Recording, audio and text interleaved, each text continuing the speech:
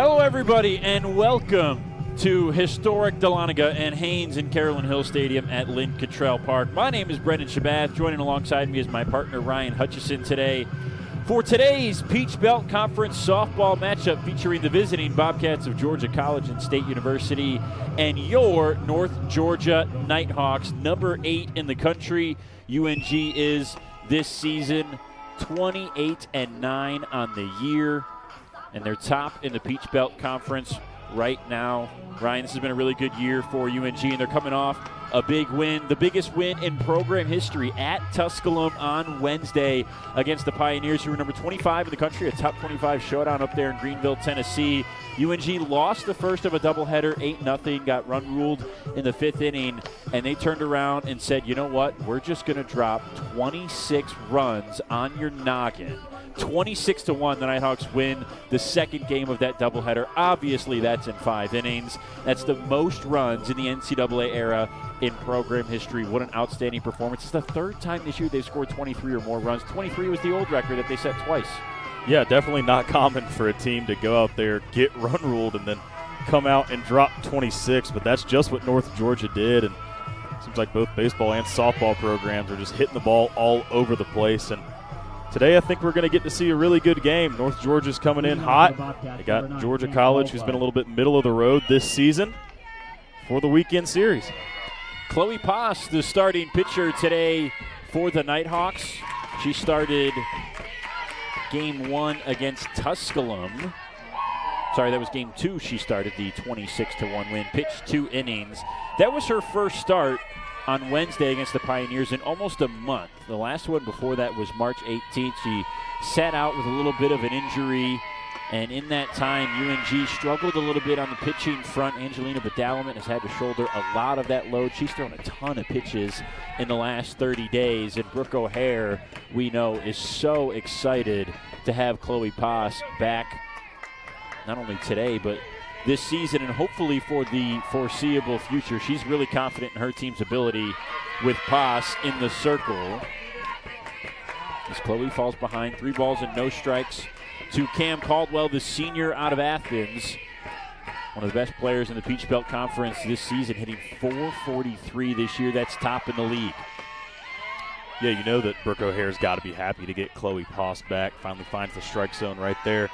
She's really the number 2 in this rotation. 9-2 record on the year, holds a 2.62 ERA. So that's someone that North Georgia can lean on when she's in the circle. Like you said, missed some time with that injury, but now trying to get right back in there and keep this Nighthawks pitching front as strong as their bats. Caldwell softly lifts it over the head of the shortstop Riley Moody, and in a 3-1 count starts things off with a leadoff single for Georgia College. It'll be Davina Checo coming up next with a runner on and nobody out. Yeah, Pasa, 2.62 ERA. And like you said, number 2 in the rotation for UNG this season. Badalaman has been their ace all year long. And just to show you how much time Pass missed, she's got 66-plus innings this year. Badalaman is above 118. So almost double what Pass has performed with this year. And that's how much that injury really hurt. Badalaman pitched all 3 games in a series on the road at Flagler. One of those games went into extra innings. She pitched the entirety of that game, all 9 innings. And so I'm sure not only Brooke O'Hare, but Angelina Badalaman, who, as we speak, is warming up in the Nighthawk bullpen, is happy to have her partner and wingman Chloe Pass back in the circle. The sacrifice bunt puts Caldwell into scoring position. Davina Checo out on the play as Roberts threw over to Jenna Miles, the second baseman. Yeah, I'm sure Brooke O'Hare has had a really good night's of sleep knowing that she's getting Chloe Pass back in the rotation right now. I'm sure Angelina Badalaman feels the same way, knowing that she has her partner in crime back there ready to roll for the back half of this season. One down for Carly Gutierrez, who swings and misses. Gutierrez, the starting catcher today for the Bobcats, and for first-year head coach Brittany Johnson. And Johnson inherits a fantastic player in Gutierrez, freshman of the year last season in the Peach Belt Conference. Hit .414, that led the league. Right back up the middle, Moody gets over and behind it and throws to first. A nice play from the shortstop to get a good hitter in Gutierrez. 2 down now, but Caldwell moves 60 feet closer. She's one bag away from scoring first for Georgia College. Well, the top of this Georgia College lineup is really where you're going to have a lot of trouble. Caldwell came in today batting .443. The 3 after her are all in the 300s. So this top is what you really got to get through. Chloe Poss here, this is a big batter. Strike one to Sydney Lancaster, the first baseman, junior out of Woodstock. It's pretty much been Caldwell, Chetko, Gutierrez, and Lancaster almost every game this year as the top 4, like you mentioned, Ryan, in Brittany Johnson's starting lineup as Lancaster falls behind, no balls and 2 strikes on the tip. You know the Bobcats are really looking for some production out of the bottom of the lineup. That's where things really start to fall off, and they start to have some trouble producing runs down there. So this top of the lineup has been doing this kind of thing all year, kind of get them over, get them in. Poss going to see what she can do here. The 0-2. Foul back, Lancaster stays alive. Yeah, it's a Georgia College offense that is primarily in the middle of the pack, maybe you'd say upper middle class of the offense within the Peach Belt Conference. Yeah, a 299 team average, so they're not doing bad by any means. They're getting a hit 3 out of 10 ABs, which, as you know, is really good in baseball and softball alike. So they're doing something right. Just need it out of the full lineup, really. That one's upstairs, 1 and 2 on Lancaster. Yeah, 300 average this year for Georgia College. It's 4th in the league. They've really done a lot of respectable things on offense. The biggest area they've struggled is the home runs. They're just not a home run hitting team. A couple of their big boppers from last year have struggled this year. Poss swing and a miss to Lancaster, and the leadoff single from Cam Caldwell does no harm to Chloe Poss, and the Nighthawks UNG will bat first in a 0-0 game in the bottom of the inning when we come back on the Nighthawks Sports Network. That's a timeout on betting. It completely changed the game, and you didn't even notice. Let me break it down for you. Betting ads are applying full court pressure and getting you to play the game. Many of you are falling for it and losing big money. Addiction is happening in some more than others. Now players are getting harassed by bettors. And we all know that's not how the game is won. So it's on us to be good teammates and draw the line to stay ahead of betting consequences. The road to national championships runs through NCAA.com. And whether you follow one college team or all of them, it's never been easier to get the content you want with NCAA.com, the home of college sports. Georgia College fails to score in the top of the first inning, so UNG will bat. Lead things off in the bottom half of the frame with Sydney Reeves, Jenna Miles, and Natalie Ray. Bit of a mix-up in Brooke O'Hare's starting lineup from what we've seen in the past. Every game this season that Natalie Ray has played, she's been a designated player. She's starting out in left field today, taking the spot of the sophomore Caitlin Johnson. Johnson is now the DP. And Journey Roberts, because Chloe Poss starts in the circle, Roberts, who typically is just a defensive starter, she is batting ninth today as the starting third baseman for the Nighthawks. Reeves takes ball 1 on the first pitch. From the senior out of Kissimmee, Florida, Shelby Jones. Shelby Jones this season been kind of 8-8 record. Nothing really stands out. ERA at a 3.45. What she needs to do today is just minimize the Nighthawk threat, and not going to do that early with Sydney Reeves. Reeves softly into right, and Maddie Todd, I think, couldn't quite get a judge on it. It's a hard decision to make out there in the outfield. She knows how quick Sydney Reeves is. If you lay out for that ball and it gets by you, it could easily be 3 bags, maybe even 4. Jenna Miles, the stellar freshman from Hazelhurst at Jeff Davis High School, bats for the first time today. Miles batting in a very similar situation that she has seen a ton this year. Reeves, the leadoff hitter in the lineup.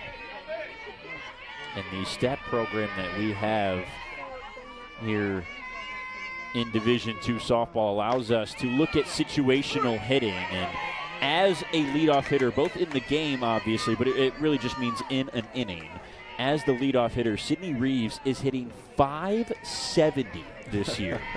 33 for 58, 470 in the first at-bat of the game, and that's only going to go up with the single today. So Jenna Miles has been in this position a lot before, and it has benefited her. She's off to a great start as a freshman. 350 batting average. She's got 13 RBIs, 10 extra base hits, 9 of them doubles this season. Check swing. It's a strike anyways, 2-2. And for what it's worth, Sydney Reeves is perfect on the year stealing bases. So if she can manage to get a single, you can get her way to second base and getting scoring position for Jenna Miles pretty quickly. So far, no one's been able to keep her from doing that when she decides to do so. 2-2 from Jones, a little bit upstairs. We'll get a full count to Miles.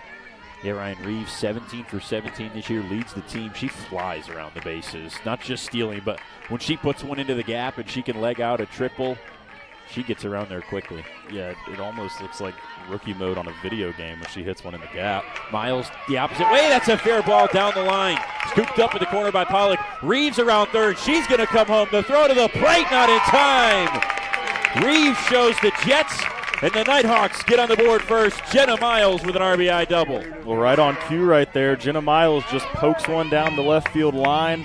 Didn't quite make it to the corner, but there was no chance Georgia College was going to get Sydney Reeves. She got that big lead, and she was going to make her way home regardless there. Miles with her 14th RBI of the season. She lands at second as Natalie Ray comes to the plate.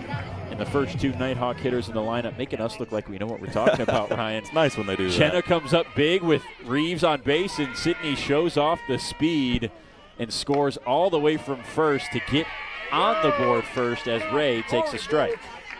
Watching someone go from first to home in softball, it feels like such a rare sight, but we've seen Sydney Reeves do it so many times this year. And we were just touching on it. She's so quick out there. It's like lightning fast between the base pads. Yeah, she's not only got a quick first step, she's got high acceleration, she's got long legs, and it all just leads into this storm of one of the fastest runners in the conference. And then, I mean, the cutoff is just a futile effort right there. I mean, once you cut that ball off, the momentum's done. There's just no chance. Ray skies one to right. That's over the head of Todd. Down at the wall, Miles will come in to score. Ray slides into second base, and the two trade places. Natalie Ray with an RBI double of her own, and it's 2-0 UNG. This is the nightmare scenario for Georgia College right now. North Georgia's lineup just doing what they do best. They're getting runners on, and then they're just flipping spots over there at second base. It doesn't get much easier now, as Carly Knowles is going to be the next hitter for North Georgia. Knowles has been arguably one of the best hitters in the conference in the Southeast region this year. 414 batting average, 12 homers on the year. She swings at the first pitch. Bomb to left. Make it 13. Carly Knowles with a first pitch, no doubter. That didn't take long at all. That ball got out of here in a hurry. She stomps on the plate as the Nighthawks stomp on the Bobcats early in the first inning. 4 batters, and it's 4-0 North Georgia in front. We're going to have a meeting here in the circle for Georgia College now as quickly things have unraveled. Already a 4-0 ball game, and the Bobcats are yet to record an out. That's now 13 home runs this year for Knowles, which not only leads the team and the conference, but it now ties a program record that has stood for 14 years for the most home runs in a season by a Nighthawk freshman. Going back to 2011, Ansley Williams hit 13 bombs in a full season. Ryan, it's April 4th, got 13. Yeah, we got quite a bit of softball left to be played this year, and with that swing, it looks like Carly Knowles is dialed in as she's been all season. Number 27, I'd be willing to bet that record, sometime sooner rather than later, eventually gets broken. Riley Moody, the senior shortstop, will bat with nobody out and nobody on, but 4 runs already in her pocket. First pitch well upstairs, and Moody takes it for a ball. And this is what the Nighthawks do. They're so good at scoring early and scoring in bunches. They're 24-3 this year when they score first in a game, so out of the 37 games that they've played, they've scored first in 27 of them. They've scored in the first inning 21 times. For Georgia College now, you really just have to stop the bleeding. I mean, 4 runs is a pretty big task against this North Georgia team that historically is so good, and this year's just continuing that. And we touched on it in the top half of the first. The bottom of this Georgia College lineup doesn't exactly generate runs at a high level, and they're going to be stuck there for the next 2 innings. 2 balls and a strike on Moody. Make it 3. It looks like Jones, a little rattled, just needs to calm down a little bit. We saw some frustration visibly with the second ball that she threw 2 pitches ago. Yeah, missing outside. Looks like she's just trying to throw it in there. As I say that, she misses inside. But regardless, puts another Nighthawk on the base pads. And, yeah, you're right. She just has to go out there and settle down now. I mean, you can't change anything about those 4 runs. They are what they are. What you can do is attack the strike zone and try to get some weak contact. Let your defense play behind you. So now Caitlin Johnson batting. Sophomore from Monroe, Georgia. I double-check these averages every time I see them just because they're so high throughout this entire North Georgia lineup. It's kind of like the Mendoza line for the team is almost 400, and then you go based off of that. I mean, Ray and Knowles kind of set the tone. Ray at 429, Knowles at 414. Reeves is at 390. Johnson at 371 this year. Moody, who just got on base, she's at 390. There's really nowhere to escape when you're pitching against North Georgia. You know, everyone up and down the lineup is liable to hit a ball in the gap on you, or at least work a good count and find their way on base. I mean, and that makes it even that much harder as a pitcher. I mean, you know when you come in the strike zone that's a dangerous spot to be, so you start nibbling around the edges. Well, they also have the patience to just take a walk. It's an offense that just does a little bit of everything. They lead the league with 49 home runs, got their 50th in this inning from Knowles. That's 11 more than the next closest team, Columbus State. But we saw it in the top of this inning as well. Reeves with the leadoff single. Miles hits the double to bring her in. Ray replaces her with an RBI double, and then Knowles gets the home run. So not only do they have the big power to hit it over the fence, but how many times this year have we seen double, double, double, and they keep replacing each other at second base to bring in a run? Yeah, absolutely. I mean, they can do that. They can play station to station well. Just off the diving glove of Davina Checo. Moody had to hold it first. She does a nice job racing to second to make sure she gets there in time before the throw from Emily Hutchison. And the first 6 batters on base in order for UNG brings up Mary Seal Grumpy, who's swinging a hot plate. I can tell you, the loneliest place in the world right now is inside the circle in Dahlonega. Shelby Jones, I mean, it looked like she was going to get her first out of the inning right there. Davina Checo made a really nice effort. It looked like she had it for just a second, and the force from landing on the ground knocked it out, allowed North Georgia to get another hit. That's off the glove and away. No, it hit Brumby, excuse me. So Mary Seal doesn't even get to lift the bat off her shoulder, and now a couple of Jones's teammates, namely Cam Caldwell, will come in and try to encourage her. And now the catcher, Carly Gutierrez, is going to go out there as well. And Shelby Jones clearly upset with herself right now with how this game has started. Already 4 runs, as you can see on the scoreboard. And now with nobody out for Tegan Laval Masonette, who coincidentally has been the best bases loaded hitter this season for UNG. Tegan 7 for 8 with the bases juiced this season. 28 RBIs on the year and a chance to add on to that right here. Still no outs for North Georgia. In the 8th spot in this lineup with no outs. And I mean, the last thing Shelby Jones wants to do is let Laval, Masonette, and Roberts figure it out and then get right back to the top and have to deal with these hitters again. The 28 RBIs for Tegan. 13 of them have come in this situation. A bases loaded at bat.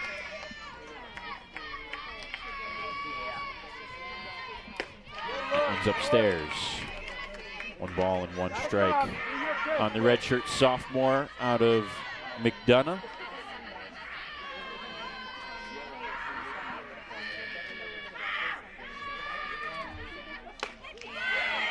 And Jones gets the call, delayed strike call. It is 1-2.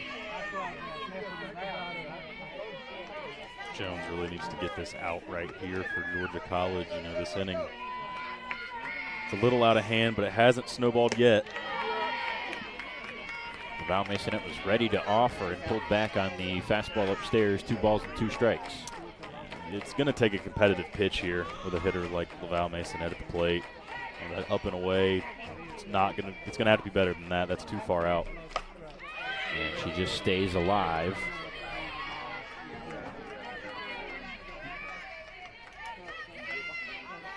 Tegan had a really good year last year, primarily played second base for UNG. A couple injuries saw her promoted in the lineup as a redshirt freshman. This one's down the line and just gets foul.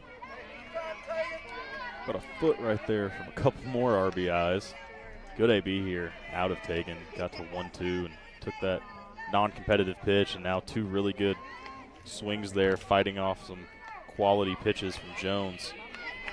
You know, for Shelby right now, I mean, if she goes in the strike zone, Tegan's going to fight it off. It's going to be interesting to see what she does here.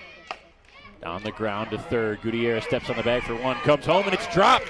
Moody slides in safely. It gets away from Gutierrez as Caldwell made the out at third, tried to get the lead runner. Instead, only Johnson is out on the play. Another run scores. It's 5-0. Almost got a huge double play right there. Gutierrez couldn't hold on to it. But that's big now. No runner on third. Maybe a chance for Shelby Jones to settle in. Got a ground ball. Finally some soft contact from one of these North Georgia hitters. Maybe some confidence instilled, but. So Brumby goes to second. Laval Masonette reaches on the fielder's choice. Journey Roberts, sophomore out of Livonia, bats for the first time today, and the Nighthawks bat around. Roberts, the number 9 hitter in head coach Brooke O'Hare's lineup today. The 1-0. Swung on, lifted to the right side, softly into the glove of Davina Checo for just the second out.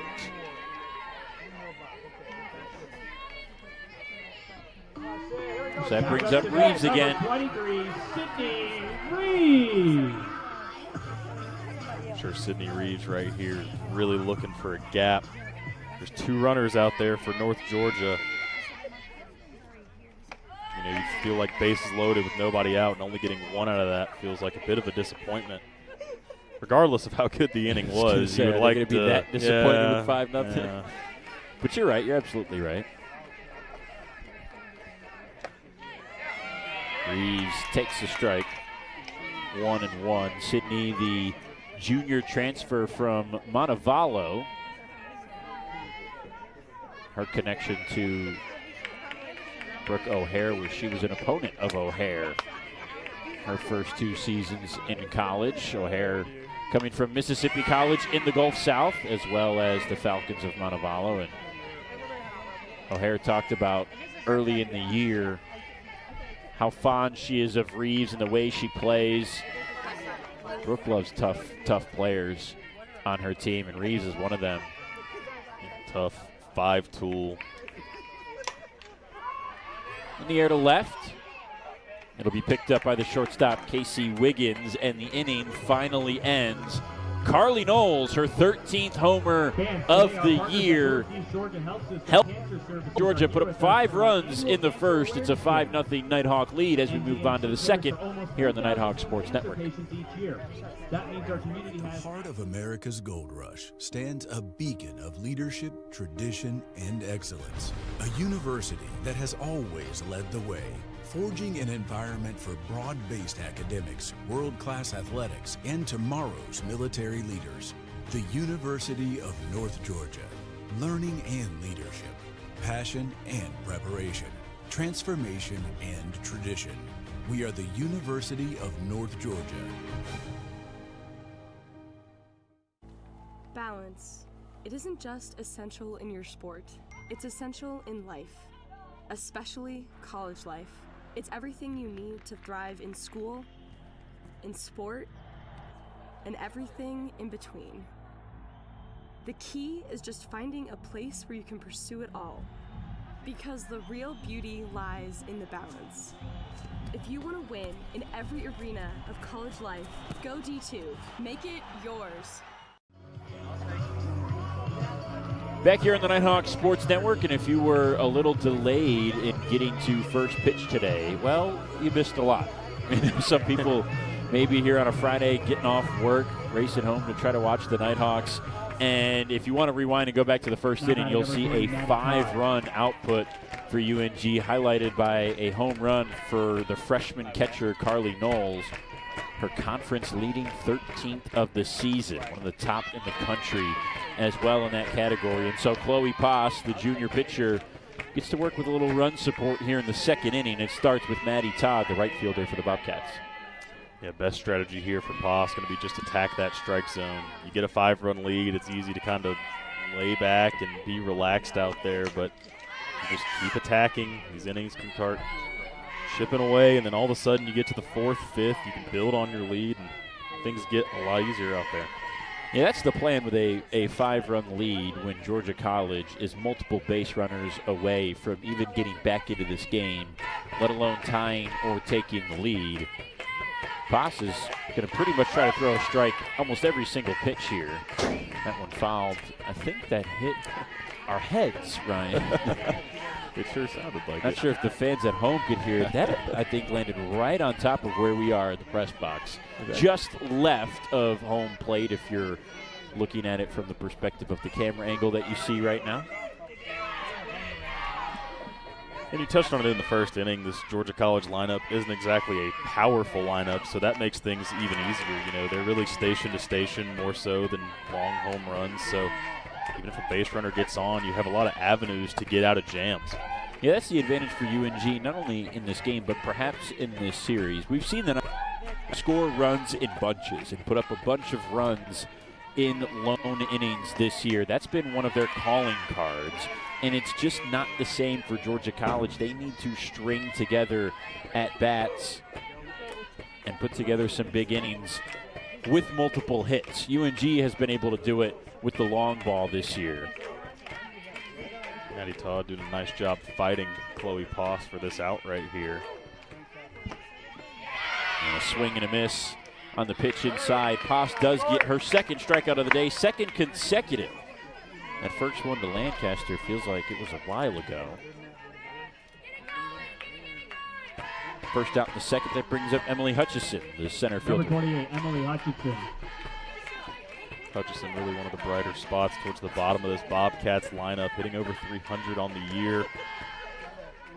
I touched on it earlier. You'd like to retire these hitters in order and get back here in the third inning with the bottom of the lineup still up. Still got some work to do here in this second inning, but that all falls in line with just attacking these Bobcat hitters.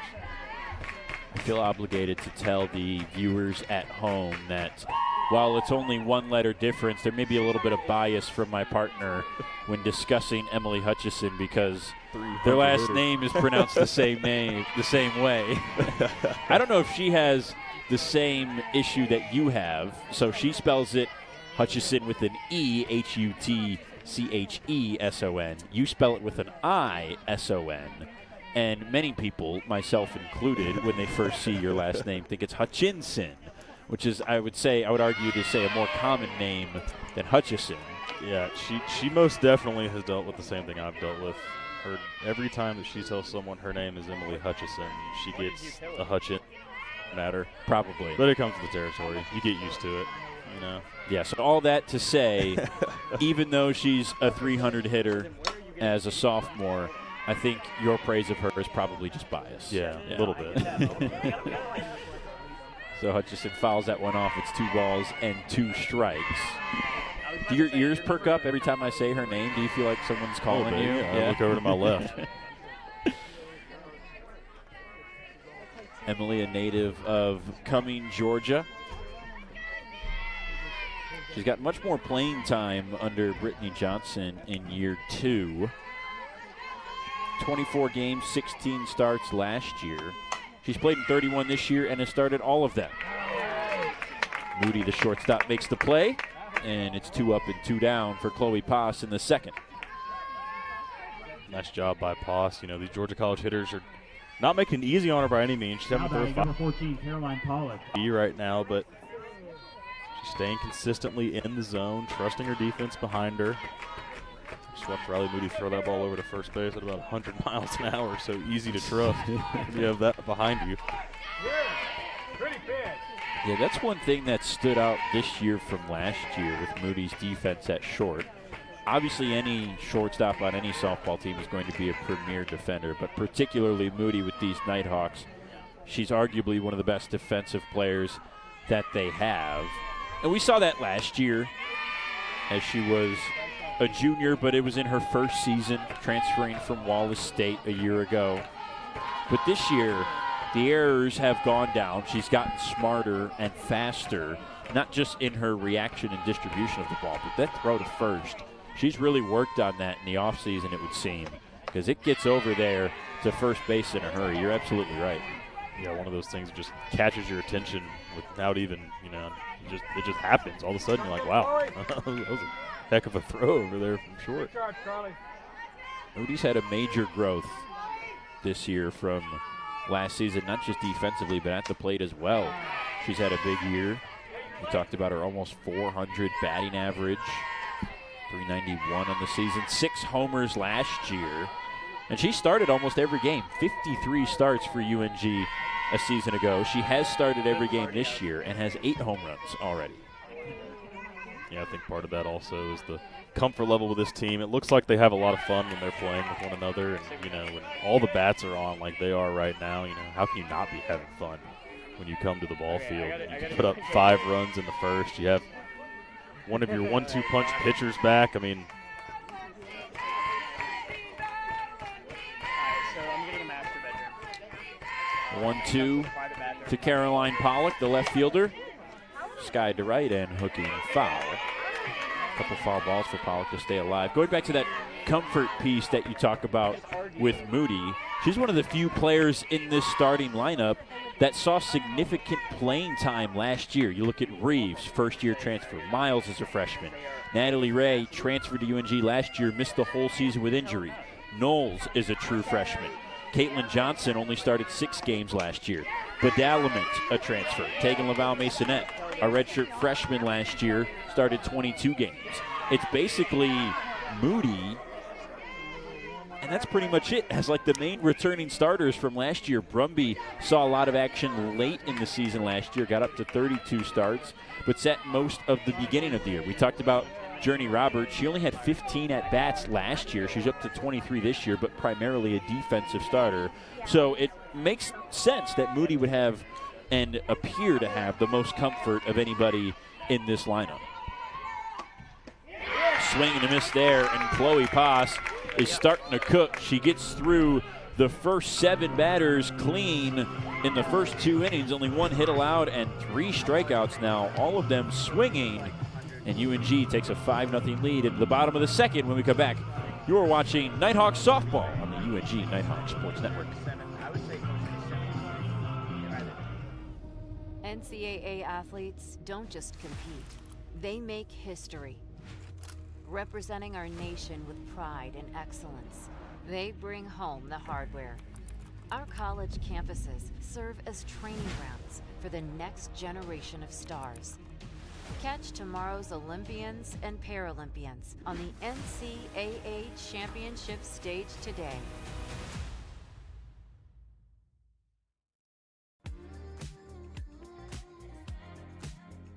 Hey there, sports fans. Ready to unlock incredible hotel deals? Get a free membership and save up to 50%. Stay grand. Spend less. The simplest site, the best unpublished hotel deals. peachbelttravel.com. Miles. Second inning, second at bat for the freshman Jenna Miles. An RBI double last inning to help spark that 5-run first for UNG, and Miles lines it off the glove of Lancaster. That's a fair ball. She'll try to race to second to throw in time. The slide, no good, as Miles thrown out by Lancaster from foul territory, trying to take the extra base. That's a calling card for UNG, aggressive on the bases, and it just didn't work that time. Yeah, can't fault the aggression. That's what getting a 5 spot in the first inning allows you to do, is go out there and try to take that extra base. Didn't work out, but nice barrel there by Jenna Miles. Obviously, Lancaster couldn't handle it at first base, but nice play to record the out in the end. So it is still a single for Miles. And then she's out. 3-6 to put out at second base. Brings up Natalie Ray again. In on the hands, and Wiggins throws over to first. 2 up and 2 down. Very different story in the second inning for Georgia College as compared to the first. Yeah, it seems like ever since that little impromptu mound meeting between Gutierrez and Jones, Shelby Jones has kind of settled in. Of course, Georgia's swinging early in the count. Carly Knowles has seen one pitch today. It landed in the bushes. Pitch number 2 is upstairs for ball 1. I think Shelby Jones remembered that, how high that first pitch was to Carly. Can't blame her. She's having, arguably, we talked about the record. She ties the freshman record for home runs with 13 now. My car's actually parked in right field. I'm a little nervous. It's actually on the first line. Do you need to leave? Right next to the go move it? Fence.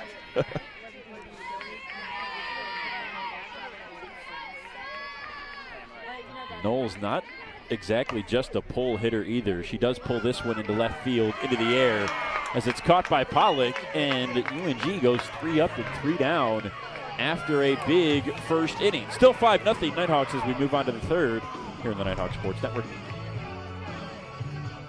In NCAA Division II, student athletes leave a lasting impression on their communities.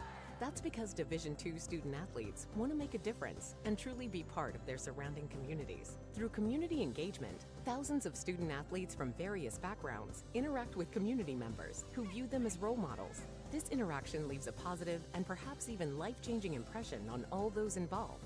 In Division II, we rise to the opportunity and make community engagement ours. No matter how you connect, ETC delivers fast, reliable internet and secure, powerful Wi-Fi choices for your home. For intense gaming, easy sharing, and buffer-free streaming on every device, all at once. With local experts ready to help. Connect to faster internet. Connect to awesome Wi-Fi. Connect to now. Call or visit etcnow.com to upgrade your internet today. Fans, today our partners at Northeast Georgia Health System Cancer Services are here with us for our annual Cancer Awareness Game. NGMC cares for almost 3,000 new cancer patients every year. That means our community has access to expert physicians, advanced cancer-fighting technologies, and some of the nation's leading clinical trials. Visit them at nghs.com/cancer for more information. Back on the Nighthawk Sports Network, and it's 5-0 UNG. Scoreless second inning, so perhaps maybe a little bit of momentum for the Bobcats if they can muster up some offense here in the third. But Chloe Pass has been very good to start this game. A leadoff single and nothing since. She has struck out 3 of the last 4 batters. A little bit of luck right there. That ball was touched foul by Journey Roberts. Casey Wiggins is getting down the line pretty quickly. Instead, it's going to be a foul ball. Important 2 batters here for Chloe Posh. You have Casey Wiggins and Raina Checo. You can retire those 2. You'll have to deal with Cam Caldwell, one of the best hitters in the country, with 2 outs and no one on, which is obviously the ideal situation.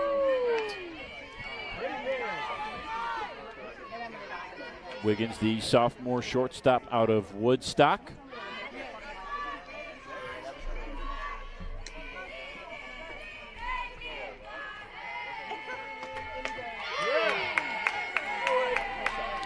Strike there makes it 1-2. Poss back in front. Really 2 similar pitches there from Chloe Poss. Last one missed, that one good.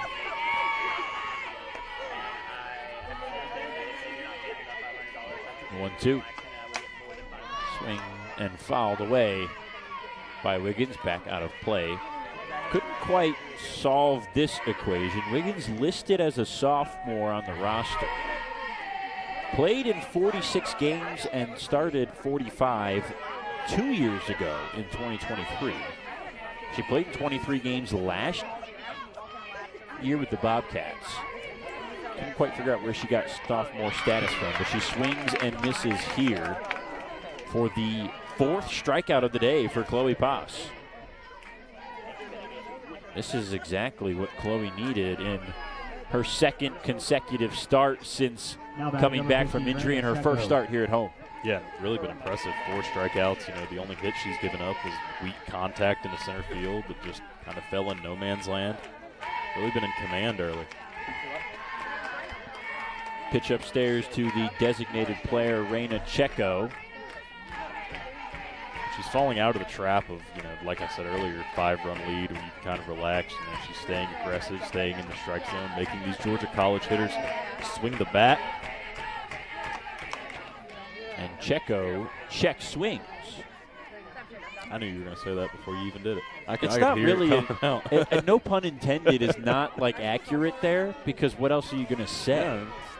But it's not intentional, correct. But it was intentional. It's an unintentional, intentional pun. If that last name, Checo, is familiar to any of you viewers at home, no, you're not crazy. This is the younger sister of Davina, who is 2nd in the lineup today for Georgia College, and one batter closer to stepping to the plate, as she will step into the on-deck circle as her younger sister, Reina, gets hit by that pitch and heads down to first. Just the 2nd base runner today for Georgia College. Back up to bat, discomfort on the hand Caldwell. over there for Reina. Got her on the wrist hand area. So be careful here now with Caldwell up. Yep, that will flip the lineup to Caldwell. One of the best hitters in the conference, perhaps in the country. Back pick to first from Knowles is unsuccessful on the swing and a miss from Caldwell. Her .443 average leads the league. Just 3 home runs, but she does have a .713 slugging percentage. That's due to 16 doubles and 4 triples this year. Her 16 doubles are 3rd in the nation.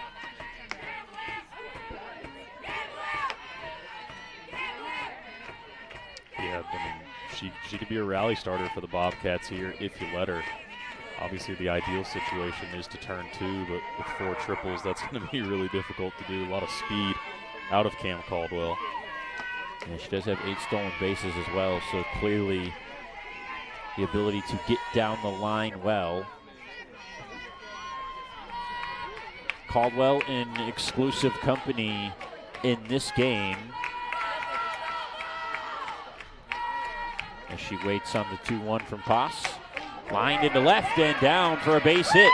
Checo heads for 3rd. Ray slides down at the warning track. They're going to send Checo home. The throw from Moody, not in time. He gets past Knowles. Caldwell all the way to 3rd. She makes a big turn and stops right there. And Georgia College on the board in this game. It's 5-1 on the RBI double from Caldwell. And she lands on 3rd after the throw home. Yeah, went to left center field with it. Natalie Ray, not really an everyday left fielder for North Georgia, slides down to the turf there trying to field it. 21, Davina Checo. A little mishap was enough to allow Reina Checo to come around and score, so Georgia College gets one of those back, and this is that top of the lineup we talked about earlier that's really, really good at putting the ball in play station to station. This is the kind of situation which they can slowly claw back into this game. So Reina scores, and now Davina steps to the plate. She had a sac bunt in her first at-bat that advanced Caldwell over to 2nd, where she was stranded to end the first inning, 1-0. Popped up left side and foul. Back towards the baseball field here at Lynn Cottrell Park. Nighthawk baseball team getting going in Americus at Southwestern in about 20 minutes for a weekend series. Both baseball and softball teams nationally ranked right now. In fact, all 6 North Georgia spring sports, when you add in men's and women's tennis and men's and women's golf, ranked nationally right now. Cool span for baseball and softball. I mean, how many programs set their all-time runs record in a game in the same week? Yeah. Baseball had 31 at Augusta last Saturday. 2-1, softly to short, and Moody's right there for it. Caldwell can go nowhere at third. Not what Davina Checo was looking to do right there. Pulled off that one a little bit. Weak contact out to Riley Moody. Going against the MO of this Bobcat lineup right there. That's, like I said, this is where they succeed. Runners in scoring position, less than 2 outs. Couldn't quite that time, so big batter now for Chloe Poss. Yeah, Carly Gutierrez grounded out her first time up. The sophomore is familiar with this ballpark and with success in this ballpark. Last year, around the same time of year, a little bit later in the season, the Bobcats came to Dahlonega for a 3-game series. UNG was going to celebrate senior day in that series, eventually did on day 2. But on day 1, Georgia College run-ruled the number 2 team in the country at the time, the Nighthawks, 12-3 in 5 innings right here at Haynes and Carolyn Hill Stadium. It was the first time North Georgia had been run-ruled in 4 years. And they did so in part because the freshman, Carly Gutierrez, had 2 home runs in that game. So certainly a dangerous hitter with a familiar history with this place. Inside, she takes ball 2. Gutierrez coming to today, batting .354 on the season, 3 home runs.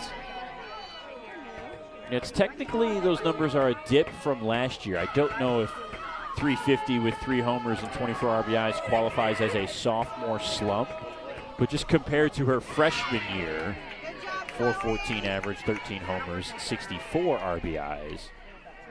It's obviously certainly a little bit of a dip, plenty of year left to go. Yeah, that's like the disappointment of a 5-run inning and not scoring more with the bases loaded. With the bases loaded, nobody out. How can you be too unhappy about batting .350 plus? Swing and a miss there. She strikes out. Knowles throws to first, and that is the 3rd out of the inning. Chloe Poss, 5 strikeouts in the game through 3, and her team's ahead by 4 when we come back to Dahlonega on the Nighthawk Sports Network.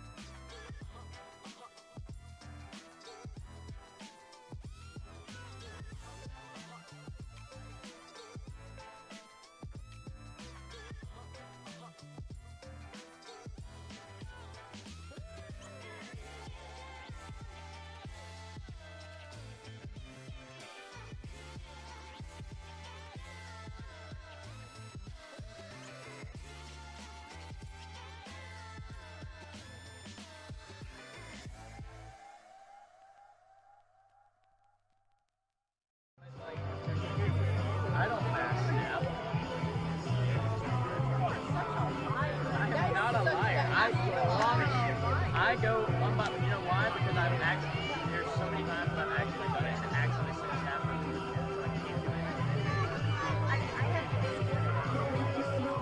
That was a long time. Back up to bat, number 27, Riley Moody.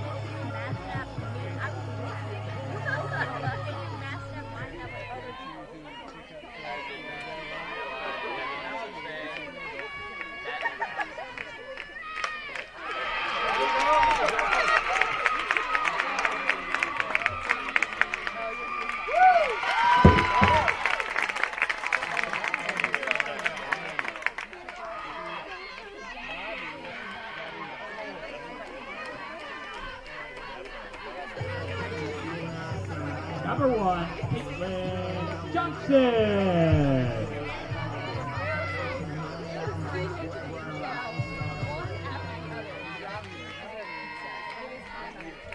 Shut up. It was really good. It was Oreo that had a caramel roll on it.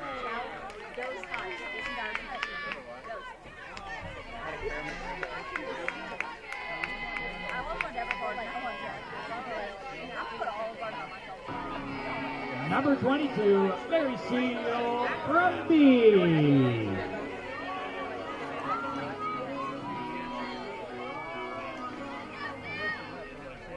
You know what I was singing in the shower earlier?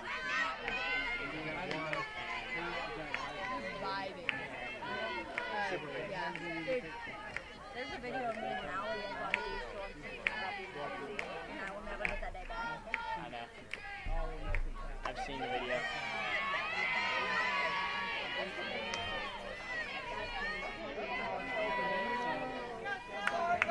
If I can get someone to take my W, I'm driving to the school.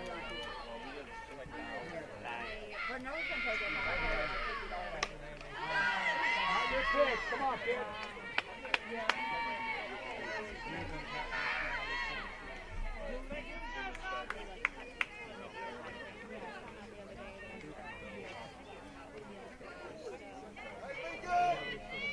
That's how the man says it was buzzing.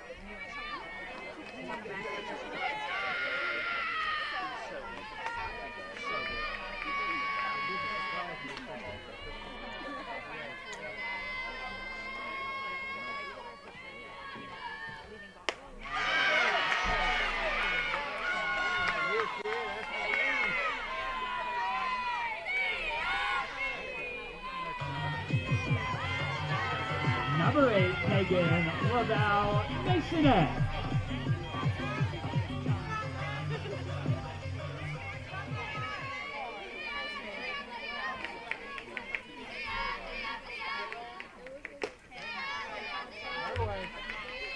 Make your cut now.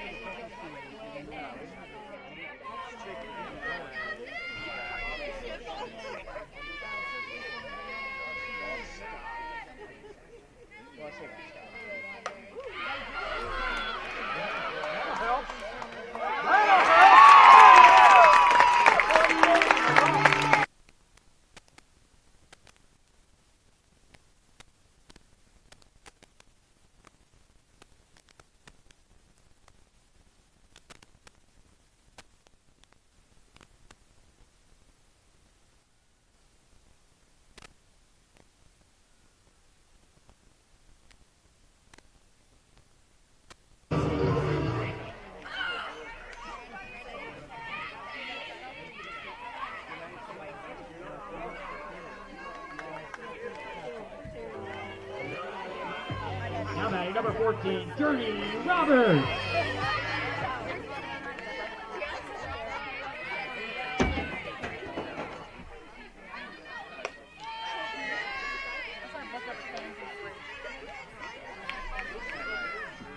You sent me a snap of that, man, and I was like,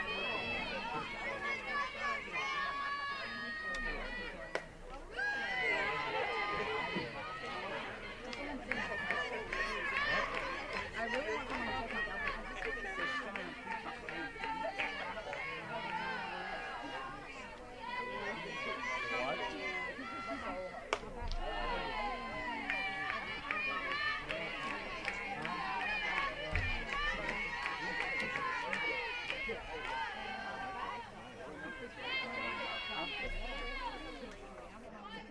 Leslie, I know you want to take it. I see you in the back.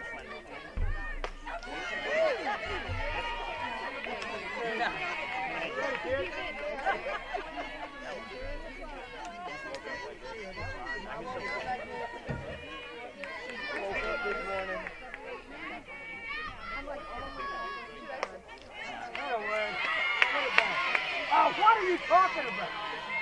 Where did that come from? Your hand gets stuck? Good grief. full count. Full count. Full count. 3 balls, 2 strikes.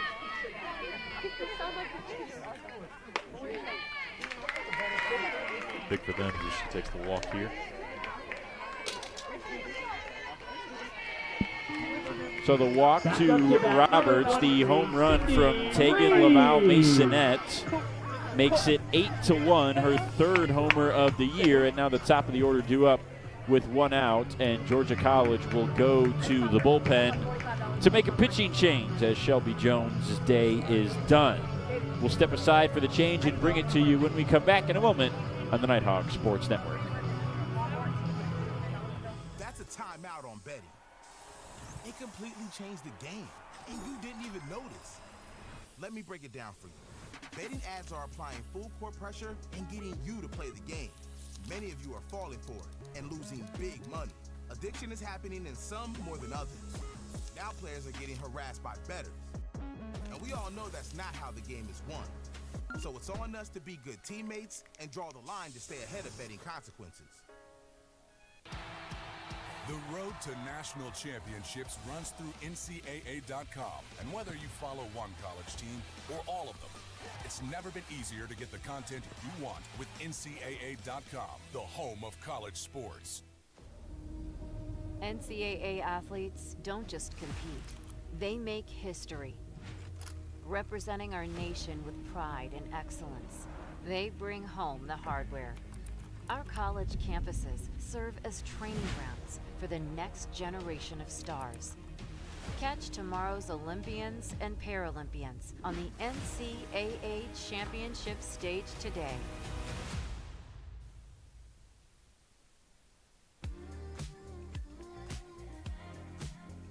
Hey there, sports fans. Ready to unlock incredible hotel deals? Get a free membership and save up to 50%. Stay grand. Spend less. The simplest site, the best unpublished hotel deals. peachbelttravel.com.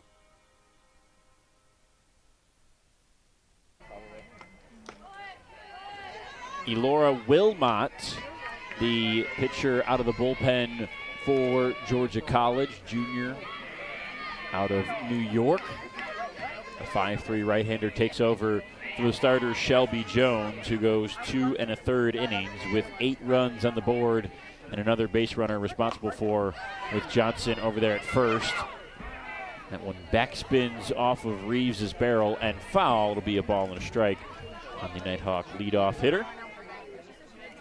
Shelby Jones, not really the start she was looking for. Like you said, 2 1/3, all 8 of those runs earned. Only 1 strikeout, had 7 hits against her. So not ideal, but now Wilmot going to try to come in. 4.44 ERA on the season. So looking to minimize that here, but going to have a tough task against the top half of this North Georgia lineup. Wilmot, 11 appearances this year, 9 of them in relief. She's totaled 17 1/3 innings, 8 walks and 10 strikeouts. Out of the 4 arms that throw the majority of the innings for Georgia College, Wilmot has the least.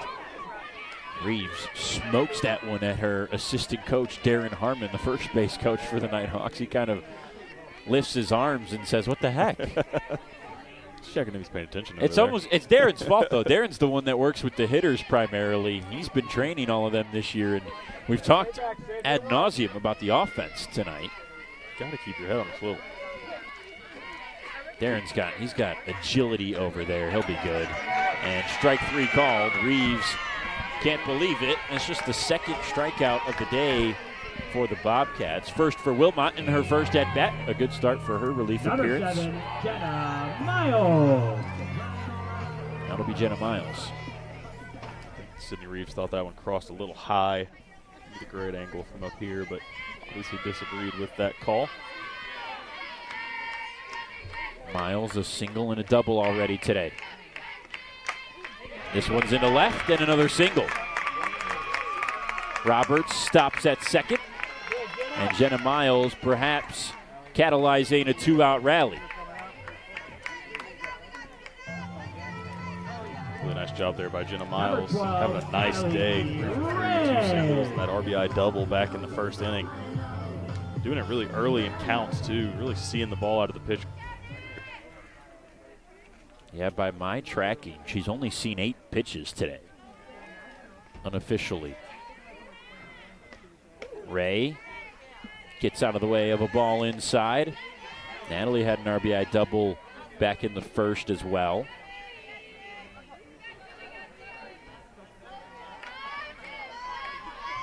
Chance for more RBIs here for the 2-year Nighthawk and Ole Miss transfer, and she'll maybe get one. They will send Roberts. This one's into left. Journey crosses home plate, standing up. The throwback to second, not in time, trying to get an eager Jenna Miles. She's safe at second base, and Natalie Ray makes it a 9-1 ball game. Elora Wilmot came in, got Sydney Reeves looking. It looked like she was going to get out of this inning really with no more damage than had already been done, but very quickly Jenna Miles and Natalie Ray do with line drive, base hits into the outfield. Nice job by Journey Roberts getting on her horse there and coming around to score. Now Carly Knowles. Boy, every time she steps up, you're just like, is this one going to leave? Yeah. Maybe, probably. Literally. That's what it feels like. She takes a ball. So with Roberts scoring, she was allowed on base by the starter Jones. So Shelby finishes 2 1/3 with 7 hits, 9 runs, all earned. You can really just tell by the way that pitchers throw to Carly Knowles right now. They're thinking the same thing. You know, she almost has a presence when she steps into the box where if it's in the strike zone, there's a chance. If not a home run, it's going to be a hard hit ball somewhere. What's interesting is she has seen the second most strikes of any Nighthawk starter this season. None so far in this at-bat, as it's 3 balls and no strikes. And I don't know if it's something about her being a freshman or about pitching around the veterans in the lineup to get to Knowles, but Carly has been thrown a strike 63% of the time this year. Total of 256 pitches. She gets none here for a 4-pitch walk as the Nighthawks bat around, and Riley Moody, who started this inning with a double, will come back to the plate. Riley Moody absolutely hit a screamer into right center field. Only took 1 pitch last time. She could do that again. You wouldn't call 9-1 broken open. There could be a big chance for North Georgia to pile on some runs here. And a strike on the first pitch. It's a good pitch for Wilmot. Nothing you can really do low and in there. It's just not what Riley's looking for in this situation either. She's looking for something across the plate that she can drop the barrel on and really break this game open if it hasn't been already, like you mentioned. And that won't do it. Right on the shoelaces inside, 1-1. Came close to hitting her right there. Those off-speed pitches, they loop in there. It's so tantalizing. You want to swing the bat. Nice job holding back. Probably not going to play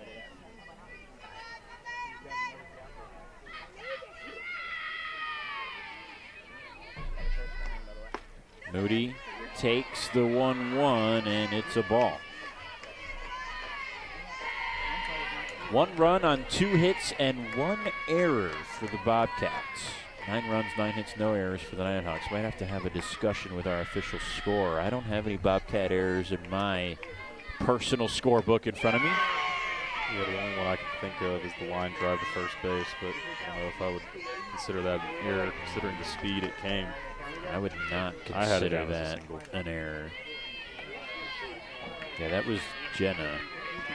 I don't think so.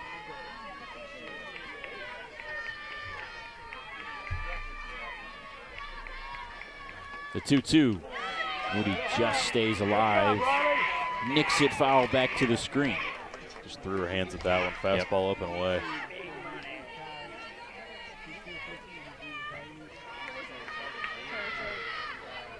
Quite impressive that she actually got the bat to that one.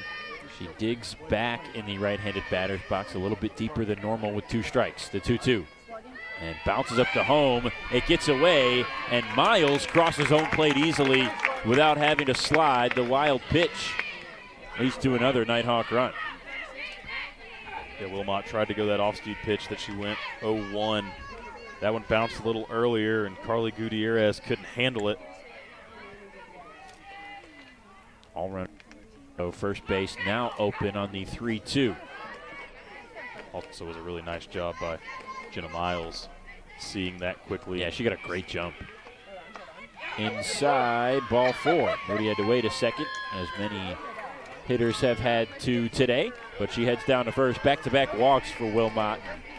Things start to get a little awry here. Kevin Johnson, one of the North Georgia batters that's yet to be retired in this game.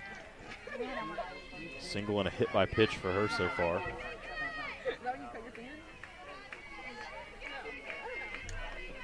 First pitch on the left field line, but foul into the bullpen. Look out, Gracie West. A nice play off the ricochet over there. Yeah. She barehand that?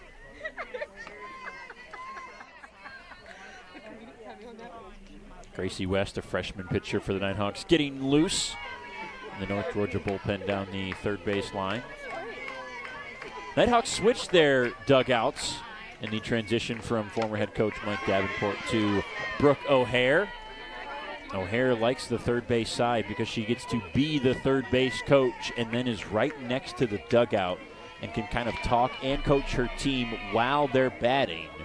Maybe point out some tells or some other things that she sees from the pitcher, the catcher, or the defense in general. Yeah, really hands-on, being able to be that close to the dugout. And we see it. She is always right up against that screen all season long. Definitely not in that coach's box. No, she stays away. 1 ball and 2 strikes. Bases juiced, already a 9-run lead for UNG. 2 outs in the inning, though, as Georgia College trying to stay in this game. Swing and a miss for Johnson, and that will keep the Bobcats alive momentarily. We'll see what their offense can do when we come back on the Nighthawk Sports Network. Heart of America's Gold Rush stands a beacon of leadership, tradition, and excellence. A university that has always led the way, forging an environment for broad-based academics, world-class athletics, and tomorrow's military leaders. The University of North Georgia. Learning and leadership, passion and preparation, transformation and tradition. We are the University of North Georgia. Balance. It isn't just essential in your sport, it's essential in life, especially college life. It's everything you need to thrive in school, in sport, and everything in between. The key is just finding a place where you can pursue it all, because the real beauty lies in the balance. If you want to win in every arena of college life, go D2. Make it yours. Top of the fourth and a 10-1 lead here in Dahlonega. North Georgia in front of GCSU.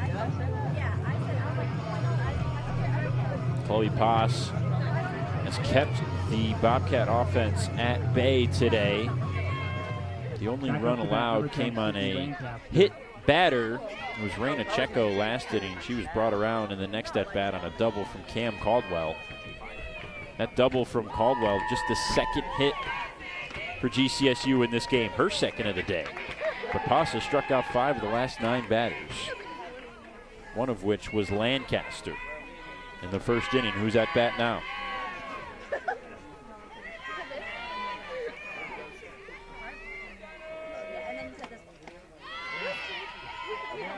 Inside edge for strike 1. Sounds about right. Yeah, Chloe Poss looked really dominant.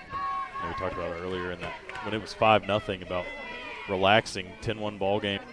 And, you know, you have a 9-run lead. Hold on here for 2 more innings and continue to put zeros up for the Bobcats. You can get out of here early, and I'm sure with Chloe Poss, you know, making these starts back for the first time since injury, really, it'd be nice to get out of here. Less than a 7-inning game for her. And a game like this, if she can finish 5 innings, if they can get the run rule win and she can keep Georgia College to a run, maybe 2, is not only going to do wonders for Poss's stats, but also reality and her confidence. And that's one of those things that perhaps maybe takes a little bit longer to come back after missing with injury.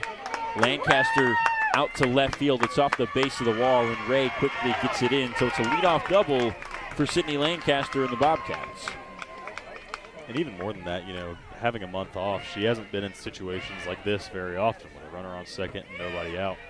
You know, as we get towards the back end of this season, we're going to start talking about PBC play and regional championships for the NCAA and whatnot. You know, you want your pitchers to be uncomfortable in a way, and having a 9-run lead and a runner in scoring position with no one out is a really controlled way to do that. First pitch out to center. Reeves going back to the track, makes the catch just in the shadow of the wall, quickly throws it in. Lancaster tags for third base. A good swing from Maddie Todd puts the runner one bag closer to scoring. Yeah, that's one of those you go back into the dugout and you still get high fives for it. Nice barrel. Just good job by Sydney Reeves to get back on that one quickly and make the play. It was 2:15 to center. That might have been a 2-run shot for the Bobcats, but instead it's an out. Hard to hit it over Reeves' head like you kind of alluded to there. Another one out to left. Ray dives. That's down, a fair ball. One run comes in easily. It's Lancaster. Hutchison heading for third. Ray, the throw, not in time. Emily Hutchison, an RBI triple in Georgia College, starting to put the barrel on the ball here in the fourth inning. Yeah, 3 straight barrels for the Bobcats. Looks like that's going to get them meeting here in the circle. And some nice swings. They finally found something out about Chloe Poss. We are in the midst of just the second time through the order. Caroline Pollock due up. Casey Wiggins on deck. Aaliyah Medina, the assistant coach for the Nighthawks, concludes the visit in the circle. And don't tell Natalie Ray she's not an everyday left fielder. She gave all the effort you could ever she was want out close there on that dive. Ray started her career at Ole Miss, played a little bit as a freshman 2 years ago.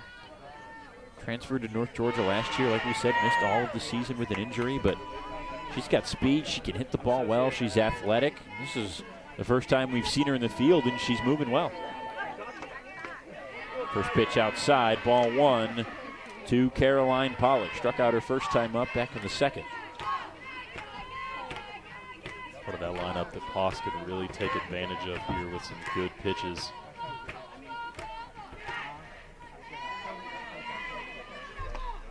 The 1-0. Poss nibbles the outside edge. Ball and a strike. Really good pitch on that outer edge. Not a high percentage chance there for Pollock to be able to do anything with it.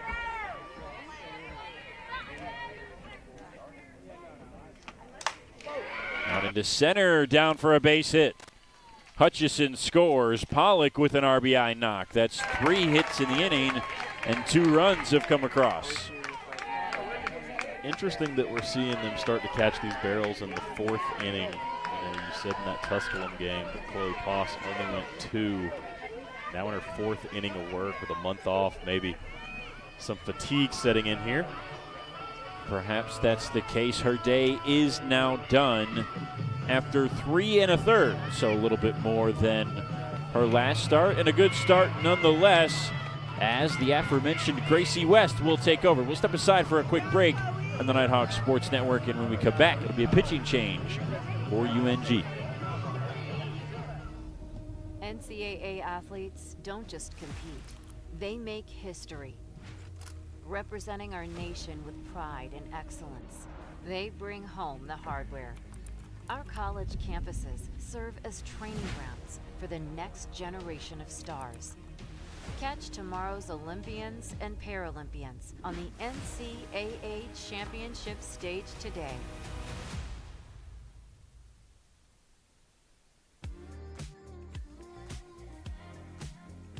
Hey there, sports fans. Ready to unlock incredible hotel deals? Get a free membership and save up to 50%. Stay grand. Spend less. The simplest site, the best unpublished hotel deals. peachbelttravel.com. In NCAA Division II, student athletes leave a lasting impression on their communities. That's because Division II student athletes want to make a difference and truly be part of their surrounding communities. Through community engagement, thousands of student athletes from various backgrounds interact with community members who view them as role models. This interaction leaves a positive and perhaps even life-changing impression on all those involved. So the freshman Gracie West takes over with one on and one out here in the fourth. A 7-run lead, so Georgia College has gotten back under the run rule limit. 8 runs after 5 innings if you're new to college softball. Casey Wiggins ahead, 1 ball and no strikes on West. That one upstairs, 2-0. Gracie, her first season in Dahlonega, a 5.14 ERA.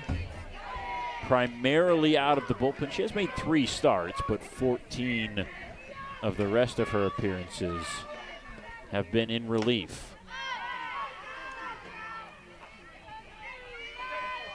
She's totaled 31-plus innings and 26 strikeouts and 20 walks. It's been about what you would expect from a freshman pitcher. A little bit of good, a little bit of not so good. Navigating her way through the year, a 5.14 ERA thus far. It's a pretty respectable mark for a first-year pitcher. Especially with some of the competition that North Georgia has faced this year. 3-1 on Wiggins. Out into center, Reeves twisting, twirling back. She makes the catch for the second out. Looked dangerous off the bat, but kind of died in the outfield. And now Reina Checo back up. Number 15, Reina Checo. Checo, the first run of the game for the Bobcats. She was hit by a pitch from Poss last inning. She lifts this one to shallow left. Moody will go back and grab it for the third out. So Gracie West comes in, quickly gets 2 outs, and maintains the 10-3 lead. North Georgia going to try to add to it when we come back in the bottom of the fourth on the Nighthawk Sports Network.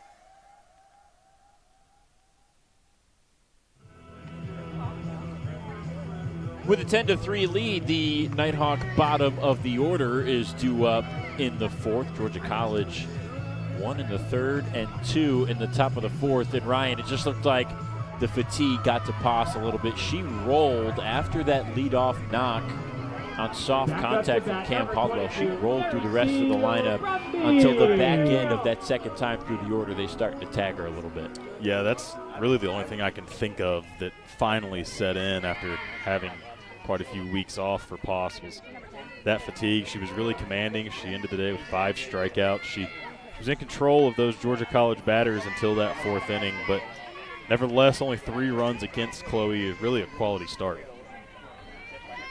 Brumby takes the ball outside. Her first time batting in a leadoff situation today. Hit by a pitch and a strikeout so far for Seal, as her teammates call her.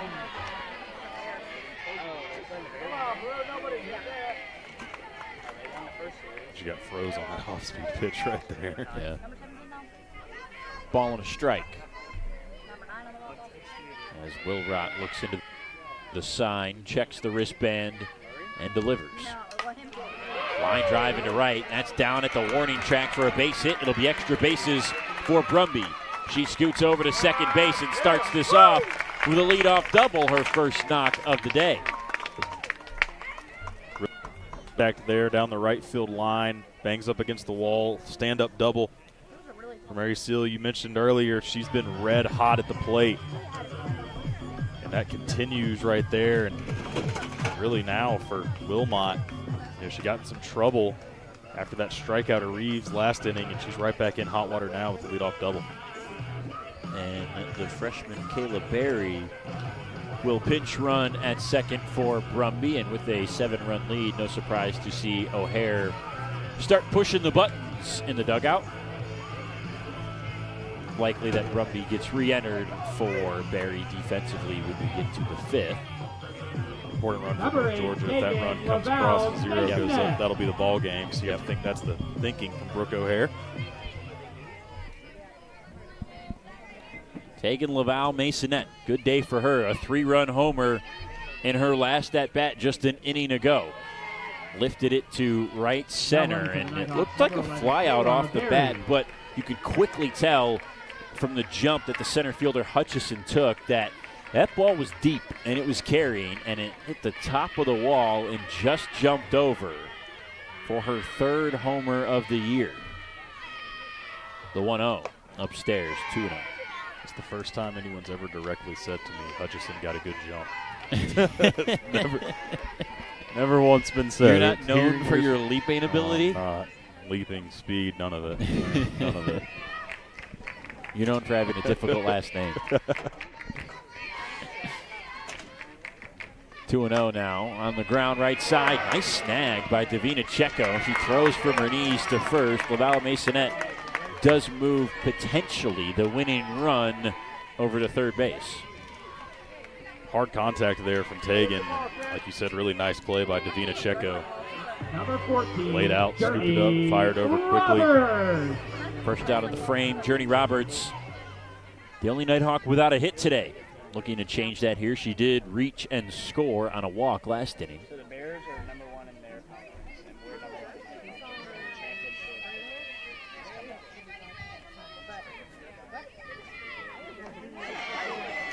And I was just thinking this after seeing that last at-bat from Laval Masonette, and unofficially on my scorecard, correct me if you think I'm wrong, Ryan, that ground out from Tegan, just the 3rd ground out today for UNG.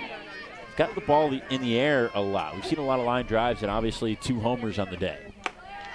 Yeah, I mean, that's a good observation. You know, they are hitting the ball in the air and a lot of line drives. You know, really good launch angle on a lot of the Nighthawks' contact.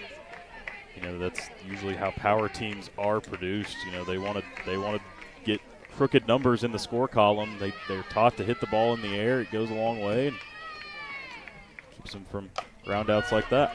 Roberts pops this one up into the air into second. Berry fakes the tag at third. Checo makes the play and quickly trots it back into the center of the diamond. So 2 outs now. Sydney Reeves will bat. And yeah, we are not blessed in college softball with the advanced analytics that say the Major League of Baseball is, but we do have some numbers that we can kind of lean to look at stylistically what type of hitters a team is. And you talked about the power teams get the ball in the air. That's exactly what North Georgia does. 273 flyouts as a team on the year coming into today. 233 groundouts, so that's a 1.2 flyout to groundout ratio, which is obviously that's how you want it to be as a hitting team. You want most of your outs to be through the air. It means you're making good contact, getting under the ball, not pounding it into the dirt with soft contact.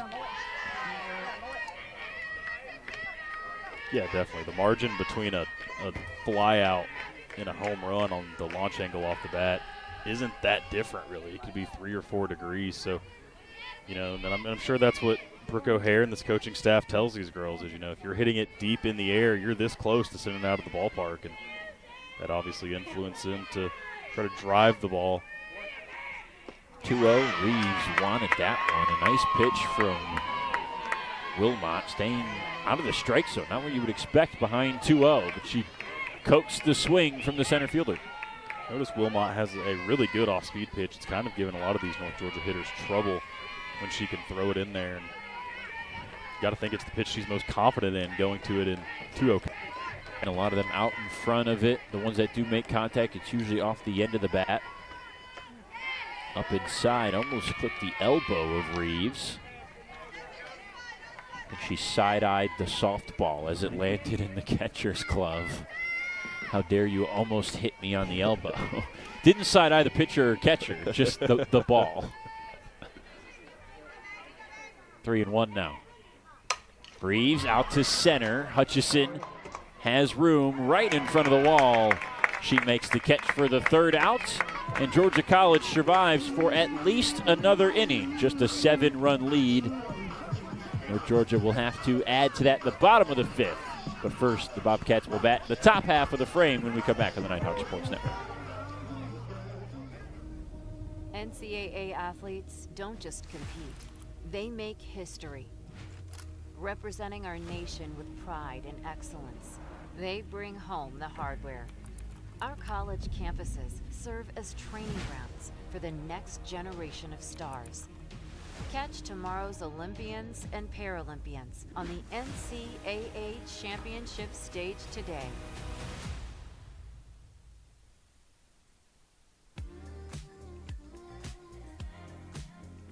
Hey there, sports fans. Ready to unlock incredible hotel deals? Get a free membership and save up to 50%. Stay grand. Spend less. The simplest site, the best unpublished hotel deals. peachbeltravel.com.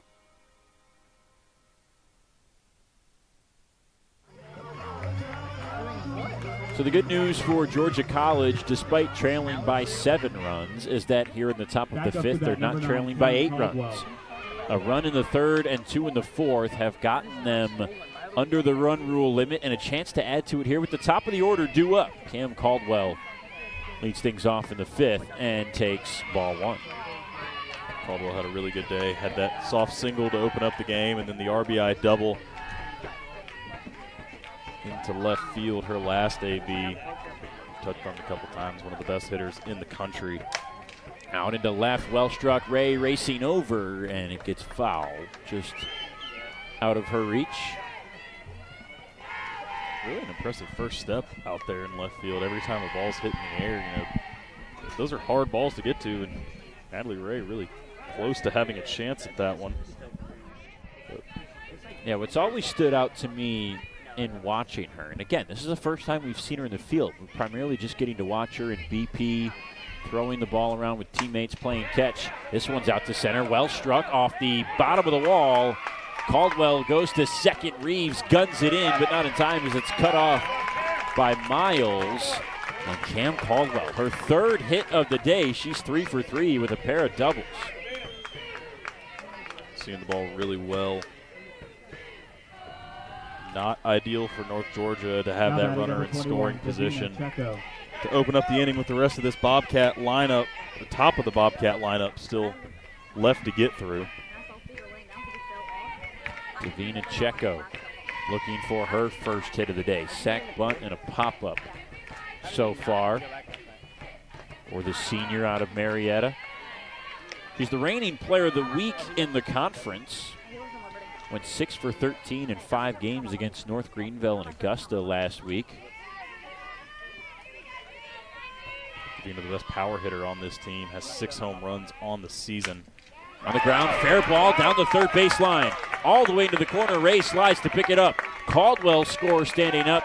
Check goes on the board for the first time today. She poaches an RBI double down the line, and it's 10-4. Still don't need to panic, but it feels like things have really swung towards Georgia College starting in the top of that 4th inning, as the North Georgia infield's going to make their way into the circle to chat with Gracie West.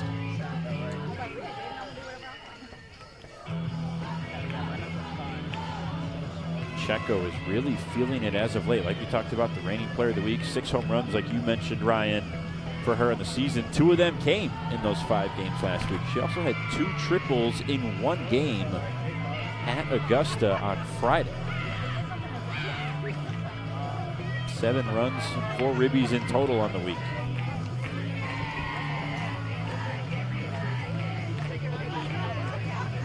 Georgia College doing really exactly what we expected coming in. You know, ball not leaving the yard, but around they find crevices throughout the defense where they can get doubles and bring girls home to score. Gutierrez takes strike one just across the edge. She also has not had a hit today. Ground out strikeout for the sophomore. Dominated this ballpark a year ago. About snuck by Carly Knowles and advanced Checo to third base. Knowles trapped it under her glove there.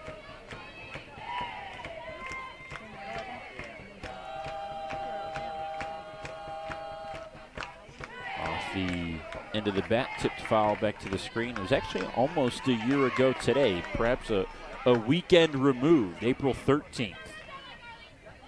Right here in this ballpark that Gutierrez smacked 2 home runs in a 12-3 Georgia College win. Now she's trying to help him come back, but that liner goes right into the glove of Journey Roberts. Checo got back to second quickly. I have Allie's Sigma Kappa shirt, and she has my pink sweater. She has my jacket. First out. I have my ear jacket. Soft liner there from Gutierrez. Number 10, Sydney Lancaster. Unproductive out, you know, down 6. You want to hit the ball on the ground to the right side right there, get that runner to third base with less than 2 outs. Lancaster smokes this one to left.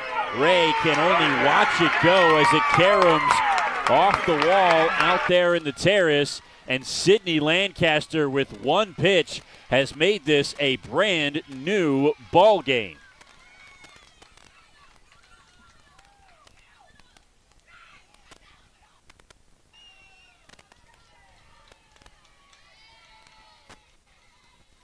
Ten to 6 our score now with the 2-run blast.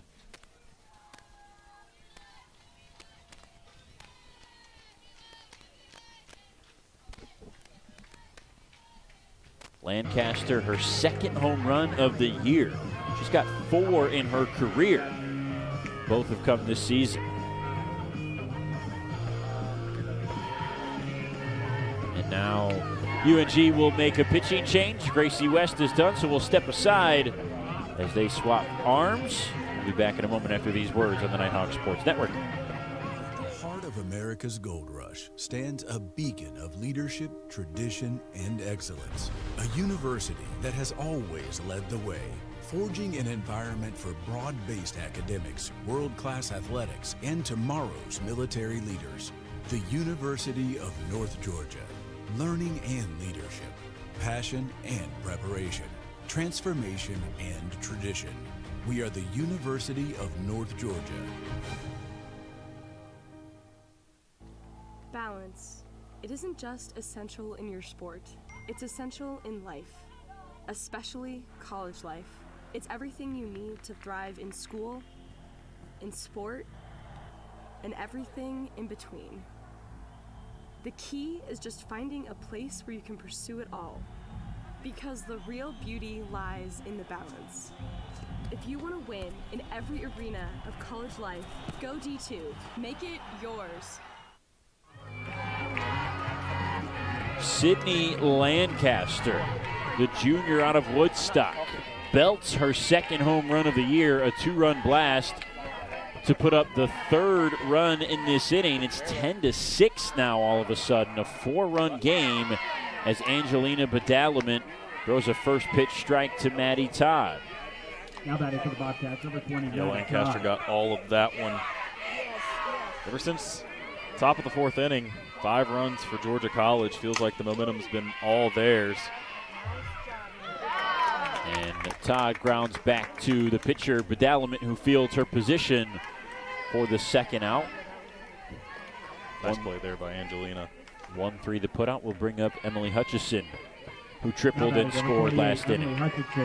Also a really nice job by Mary Seal picking that and staying out of the baseline. Yeah, I think Badalament, who has only thrown 2 pitches, held on a little long to that one and was skipping on the turf by the time it got to Brumby. Angelina is someone we've talked about a little bit today, has been the ace this year for the Nighthawks.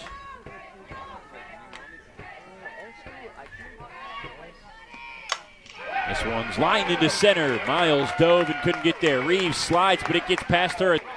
Emily Hutchison thought maybe she had a chance for her second triple of the day. Instead, it's a double. And with 2 outs, Georgia College still trying to mount a comeback.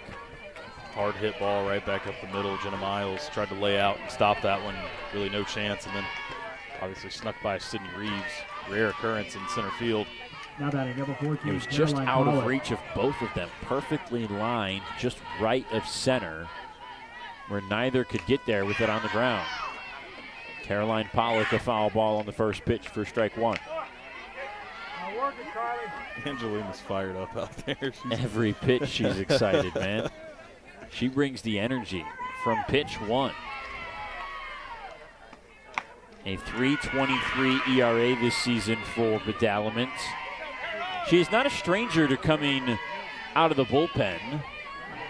Has made 6 relief appearances this year. 117 innings in total on the season. And you can hear her hyped up after a foul ball. Because what is it? A strike. She loves nothing more than throwing strikes. Yeah, she looked really in tune with Carly Knowles back there.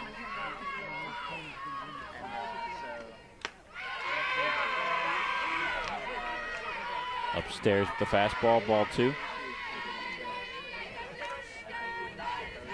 And really the firmest fastball that Georgia College batters have seen all day. Swing and a miss. Blew it right past her. Badalament ends the threat, but the Bobcats have put up 6 runs in the last 3 innings. It's just a 4-run ball game. North Georgia once led 10-1 in this contest. They look to add to their lead when we come back in the bottom of the 5th on the Nighthawk Sports Network. That's a timeout on Betty. It completely changed the game, and you didn't even notice. Let me break it down for you. Betting ads are applying full court pressure and getting you to play the game. Many of you are falling for it and losing big money. Addiction is happening in some more than others. Now players are getting harassed by bettors. And we all know that's not how the game is won. So it's on us to be good teammates and draw the line to stay ahead of betting consequences. The road to national championships runs through NCAA.com. And whether you follow one college team or all of them, it's never been easier to get the content you want with NCAA.com, the home of college sports. Come on back to the Nighthawk Sports Network. North Georgia with a 10-6 lead now. A run for the Bobcats in the 3rd made it 5-1 at the time. Then UNG responded with another 5 spot in the bottom of that inning. But 2 runs in the 4th, 3 in the 5th for Georgia College makes it 10-6. They now have just 1 less hit than UNG in this game. 9 hits for the Bobcats, 10 for the Nighthawks. Jenna Miles leads off the 5th inning and puts it on the ground right to short. Wiggins the scoop and throw. 1 pitch in, 1 out for Elora Wilmot. First time today that Georgia College has been able to get Jenna Miles out. Before that ground out, she was 3 for 3 with a pair of singles and an RBI double. Hard hit ball there on the ground. Nice play at short by Checo to get the out. Sometimes the universe just has a way of working out. Been cloudy for what, the last inning and a half, 2 innings? Natalie Ray steps up, walk-up song, pocket full of sunshine. There it is. There's that big flaming sun in the sky. Ray's had a good day. Pair of RBIs, a pair of hits. 1 a double, 1 a single. She's ahead in the count here. 1 ball, no strikes. Wilmot delivers. Swing and a high fly ball out into center field. Going back, Hutchison. She can only look at it. Natalie Ray blasts her 9th of the year. A solo shot makes it 11-6. Mentioned it earlier, there's a lot of power when you go center field into the gaps. Natalie Ray got all of that one. Emily Hutchison could only look up as it flew over the 220 sign in center. gives North Georgia one of those back. Now a 5-run lead. Natalie Ray with 9 bombs on in second place on the team. There's a trio all in the 7, 8, 9 area. Reeves has 7, Moody's up to 8, and Ray breaks the tie with Moody for second at 9. And then there's this one, Carly Knowles with 13, 1 already today. Yeah, she's a couple standard deviations off the mean on this North Georgia lineup. You throwing math at me, dude? Yeah, man. It's late on a Friday. I know. Why are we getting equations? Standard deviation and this week and trigonometry and exponents and don't throw it back because oh my goodness, quickly unravel. I have to be really honest though. I was doing some prep late last night, getting ready for this. It's getting late, and I'm like, I just need to go to bed. It's going to be an early morning. Got some stuff to do at the office before we got the game, and you know how the screens are. Sometimes you just get sucked into a rabbit hole. And while I am the biggest math hater that you will meet, somehow last night they did a great job on the thumbnail and on the title. I found a YouTube video where this guy, British guy, great accent, love to hear him talk, smart. He completed an entire Sudoku puzzle with only 2 numbers given at the start. Wow. And I watched him. He did it all in like 38 minutes. Knowles is deep. That one's out to center. Back-to-back jacks for the Nighthawks. Carly Knowles is inevitable. 2 homers on the day, 14 on the season, and 12 runs already for UNG. Well, we might be bad at math, but Carly Knowles and being at the plate equals home runs at this point. I mean, just so hot right now. X equals gone. Yeah. Says Carly Knowles. 14 home runs on the year. She's now broken the record for most home runs in a single season by a Nighthawk freshman, a 14-year-old record from 2011. And she's flirting with single-season program home run record for anybody. You said it was coming sooner rather than later. I don't know if we figured it would be later in the game, but there it was. 15 home runs in a season is 3rd in program history in the Division II era. Knowles is 1 shy of that. Not sure she'll get another at-bat in this game with the way UNG is putting up runs. We'll see after the pitching change for the Bobcats. Elora Wilmot is done. We'll step aside for these words from our sponsors on the Nighthawk Sports Network. In NCAA Division II, student athletes leave a lasting impression on their communities. That's because Division II student athletes want to make a difference and truly be part of their surrounding communities. Through community engagement, thousands of student athletes from various backgrounds interact with community members who view them as role models. This interaction leaves a positive and perhaps even life-changing impression on all those involved. In Division II, we rise to the opportunity and make community engagement ours. No matter how you connect, ETC delivers fast, reliable internet and secure, powerful Wi-Fi choices for your home. For intense gaming, easy sharing, and buffer-free streaming on every device, all at once. With local experts ready to help. Connect to faster internet. Connect to awesome Wi-Fi. Connect to now.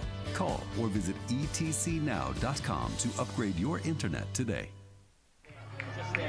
Annalise Knopp, the sophomore out of Cumming and transfer from Amherst College, takes over for Elora Wilmot here in the 5th. 2 runs already for the Nighthawks, both on home runs.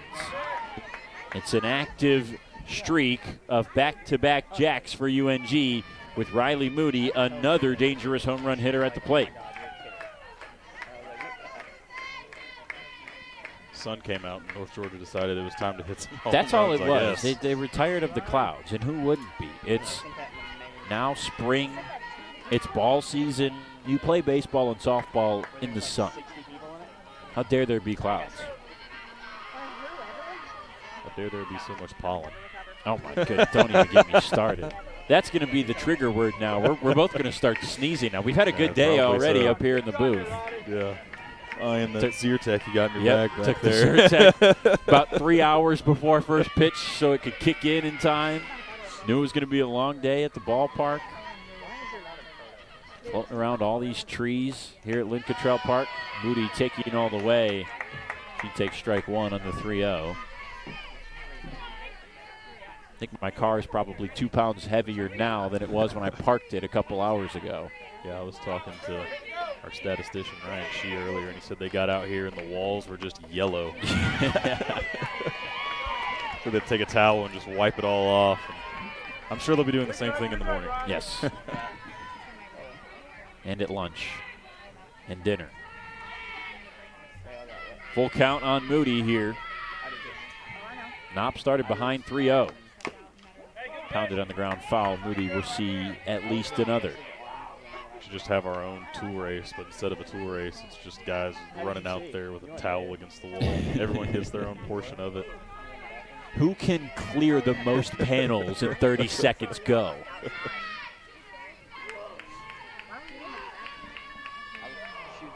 Payoff pitch again. Inside edge for strike three. Moody has to walk back. First strikeout looking for either team in this game. And one batter faced for Annalise Knopp, and one out. Brings up Caitlin Johnson. Second out in the inning. Annalise, a 4.85 ERA in almost 40 innings this year. Has nearly split her 16 appearances between starts and relief. Strike to Johnson. I'm feeling the tickle. And it's your fault. There's a sneeze I'm coming feeling it in the somewhere. nostril. We got to get to the break or the end of the game. The 0-1.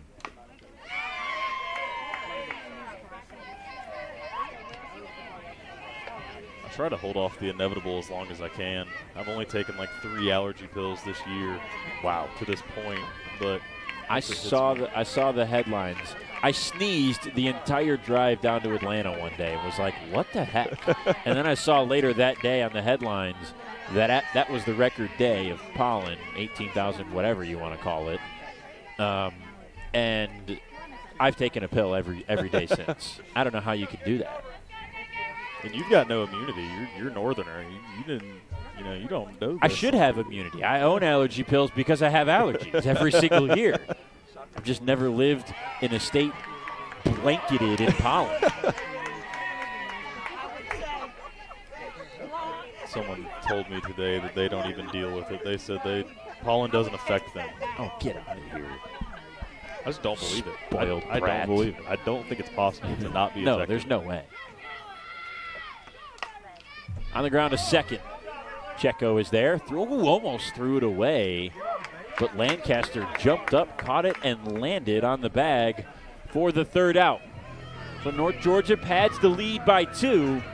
It's a 6-run advantage as we move to the 6th here in Dahlonega on the Nighthawk Sports Network.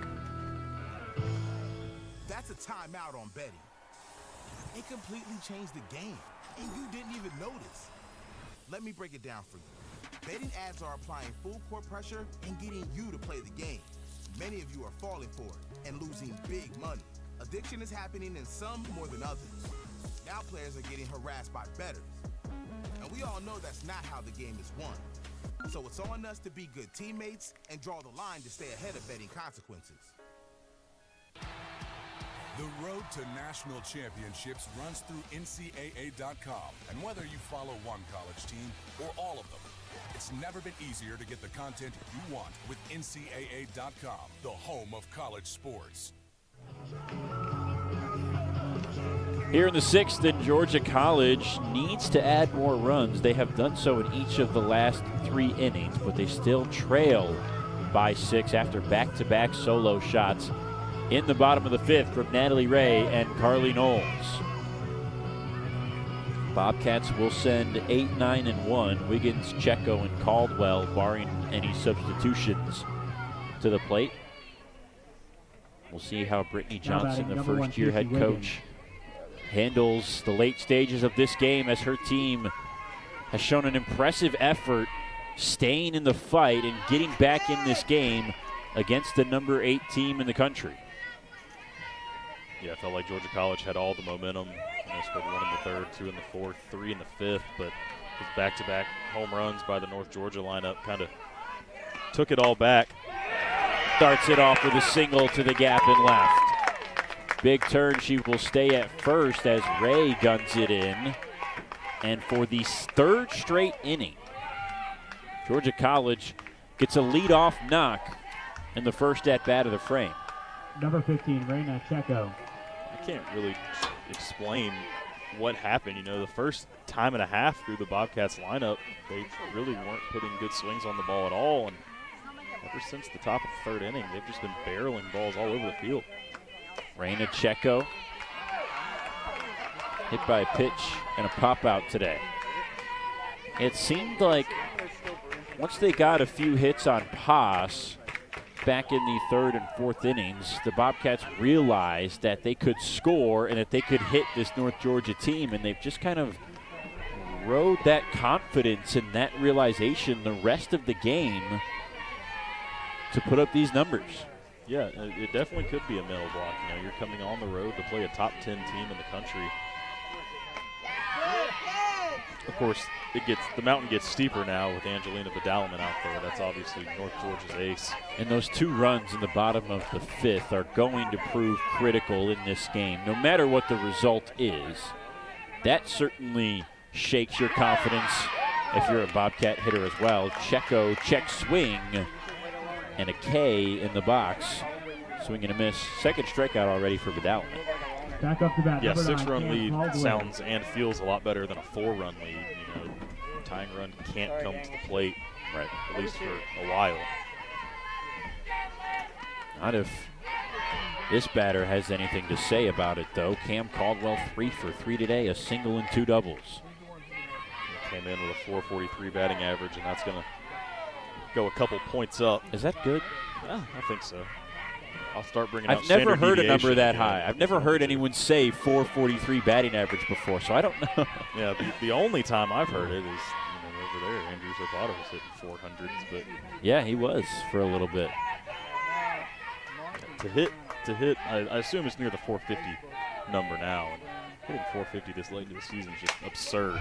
Out into center, Reeves going back, makes the catch as she steps onto the warning track and turns and throws it in. Good jump for the center fielder. I would argue to say that's a double 9 times out of 10 if there's a different center fielder out there. Yeah, no, definitely not out for lack of a barrel. That ball was really pieced nicely by Caldwell, but Sydney Reeves makes a basket catch to waste over the tires. Caldwell for the first time in this game.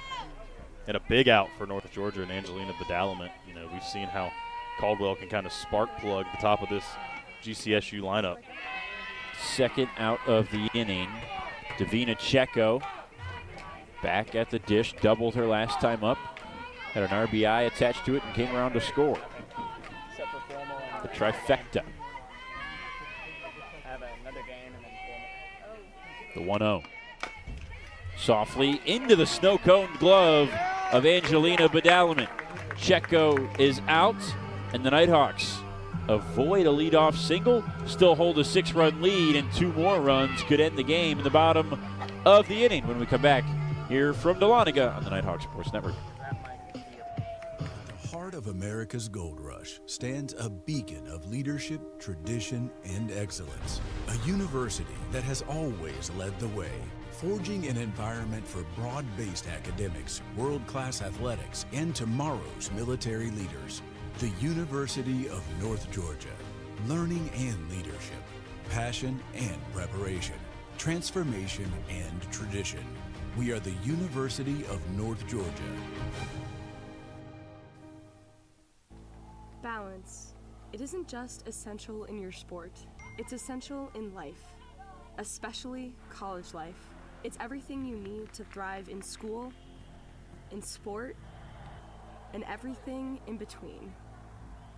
The key is just finding a place where you can pursue it all, because the real beauty lies in the balance.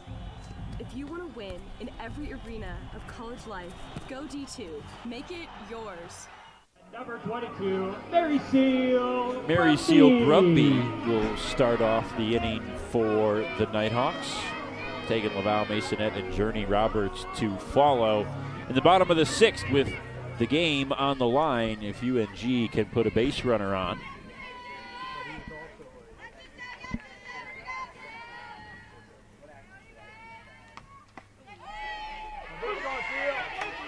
First pitch ball to Brumby. Looked like a strike from up here.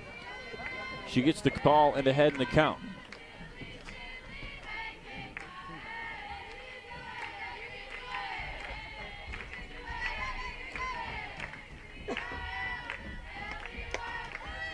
That one's going to miss on the other side.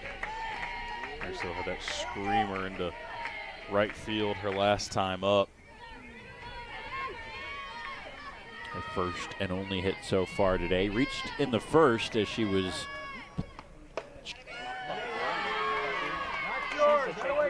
surprisingly didn't come around to score. A rarity that a leadoff double for North Georgia doesn't result in a run. Yeah. Yours is coming, Seal. Tell them I need my money.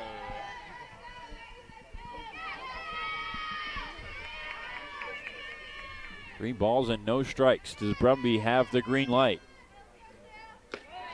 Probably does, but never had the chance. Doesn't need to take the bat off the shoulder as she slides it back towards the dugout and heads down to first base.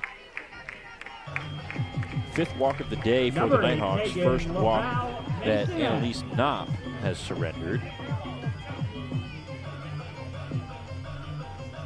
It's been something that Knopp has struggled with a little bit this year. Now 17 walks and 19 strikeouts on the season. Tegan Laval Masonette takes strike 1. Great day for Tegan. 1 Little girl for 3, 4 RBIs.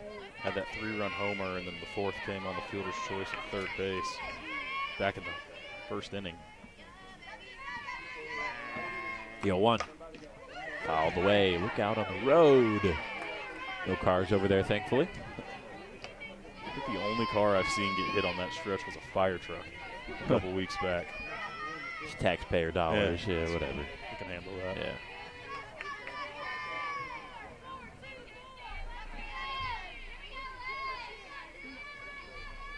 The 0-2. You know, some people, I'm not going to name any names, but some people really dislike that the sun, essentially anytime after 11 a.m., points directly at the press box here at Lynn Cottrell Park. And they have hypothesized about what if we just turned the ballpark around and then people were just hitting home runs onto the road out in left field. Chance to turn 2 for the Bobcats. It's thrown away by Wiggins, and Tegan will stay over there at first. Brumby out on the play. Not going to name names, but some people really, really, really don't like that the sun shines on the press box at all hours. I'm just trying to think of the logistical nightmare of turning the field around. Well, it was more like fantasizing, honestly, about if it was built that way in the first place. But then you'd have to come down the road and go all the way around to park and enter behind, and it would be a whole mess. It just gets hot up here sometimes. It does get hot up here. They have added the awning. That's nice. Which is not usually there at the start of the year. About midway through the season, the awning gets added. Certainly helps, especially on a day like today, evening game, 5 o'clock start. Sun is covered pretty much the whole game. If we didn't have that awning, it would be really bright in here. Yeah, you'd Probably be wearing about sunglasses. 15 degrees warmer. I've had the issue before up here where you've got a day game and you've got to wear the sunglasses. You're not going to survive without them.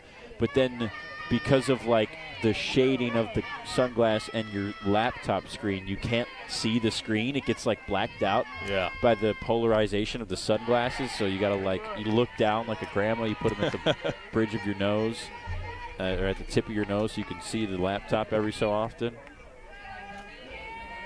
The trade-off between our jobs and comfort. 2 balls and a strike on Roberts.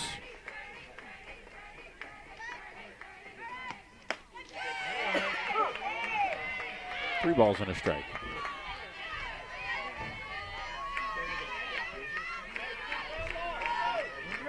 A home run would win it. 12 runs on 12 hits. No defensive miscues for the Nighthawks in this game. The 3-1 to Roberts. Popped up left side. Does Caldwell have room at third base or the catcher Gutierrez? The answer is no to both. It's been 6 runs. It's and 1 asterisk error for Georgia College. Don't just say it because I'm your boss. Do you agree with me? No, I think that's a hit. I mean, that was a rocket over the first base. That's the only one that we think it could be. Yes. Roberts swings and misses for strike 3. Big strikeout there, but now the top of the order due up. We could be missing something, but I can't think of anything other than Number 23. The only other one I thought earlier in the game, there was a little blooper that I believe Checo kind of sort of had a chance to catch and didn't. I didn't think that would. I thought that would have been an extraordinary play had she caught it, which that's the barometer that you have when deciding errors. Would an average fielder make that play? And then another way you can look at that is, would extraordinary effort make that play? Yeah, if the answer is yes, and that play is not made, then it's not an error. I think the full sprawl dive into center field is extraordinary effort. And the ball at first base, yes, I mean, that was simply just reaction. Reeves ropes this one right into the NCAA postseason appearances banner, and it will score Tegan all the way from first. Sydney Reeves with her first RBI of the day, her second hit, and the Nighthawks have the winning run in scoring position. Now things get really tense for Georgia College. You know, with Sydney Reeves' speed, you got to think that a base hit would do it. Jenna Miles is going to be the hitter here to try to send us home.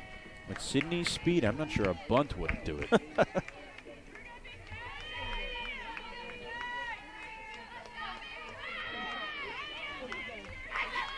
And Miles steps out. Took a little too long for her liking. Jenna's been the go-to hitter today. Her and Knowles headline this already 13-run performance. Carly with a pair of home runs. You can throw Ray into the headlines as well. Just a measly 3 RBIs, a single, double, and home run for herself. But then Jenna, an RBI, 2 singles, and a double. She's 3 for 4 right now. She didn't need help on that first pitch. Nice frame job by Gutierrez behind the plate and stole one.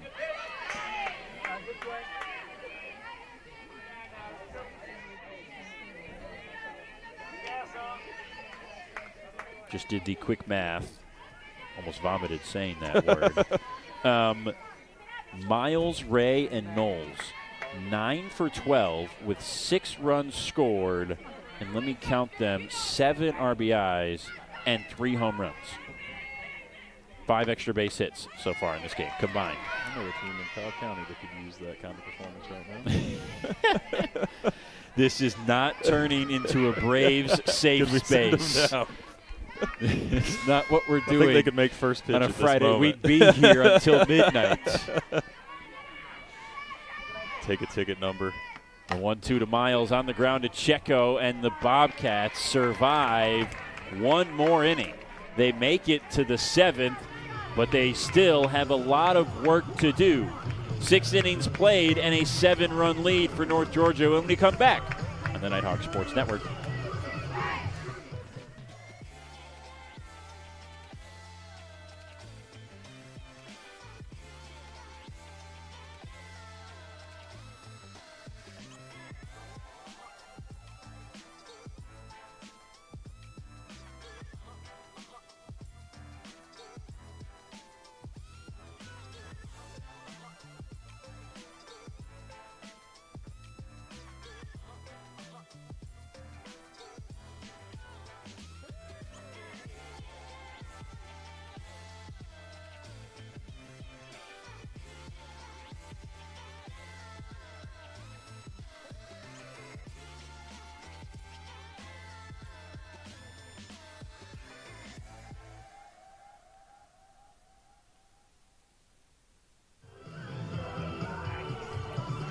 (13-6) the score. 7 is the number that Georgia College will have to put up here in the top of the 7th, the mountain that they have to climb. It will start with Carly Gutierrez, who is due in this game, 0 for 3 with a strikeout so far. Gutierrez is followed by Lancaster and Todd. Lancaster's had a good day. Todd is 0 for 3.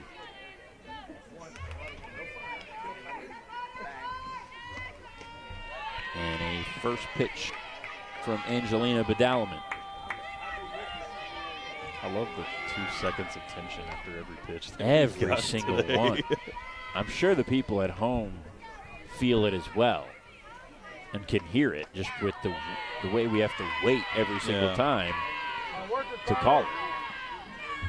It's funny because Badalaman, as we mentioned, is very energetic on the mound, or in the circle, I should say.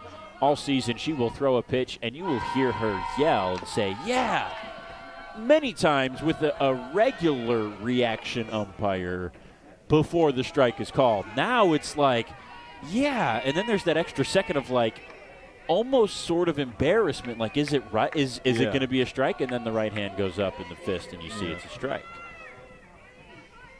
But she can obviously always tell, or at least what she thinks should be a strike. Gutierrez the opposite way, down in fair territory by the 205 sign. Laval Masonette quickly fires it in, and Carly Gutierrez finally gets on the board with the hit. Her first of the day, another leadoff double. The third in the game and the fourth leadoff hit in the last 4 innings for Georgia College. Number 10, Sydney Lancaster. Yeah, kind of been the story of the second half of this one. They've figured the bats out. Not sure it's going to be enough in this one.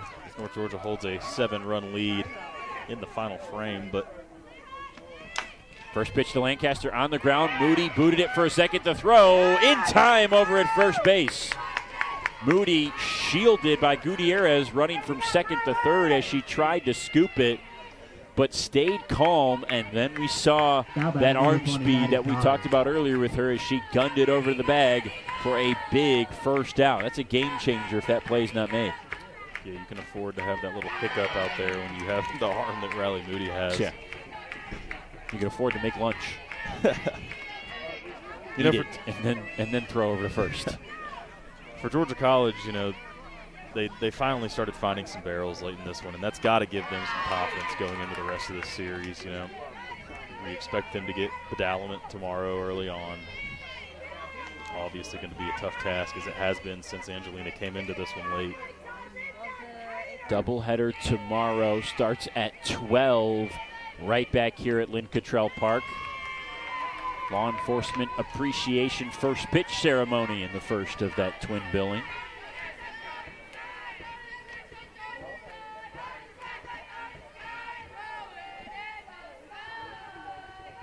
The 1-2. Outside, 2 balls and 2 strikes. Todd hitless today as well. 0 for 3 with a strikeout. It's just Todd and Reina Checo down at the bottom of the order that do not have a hit for the Bobcats today. Maddie almost had her first one there.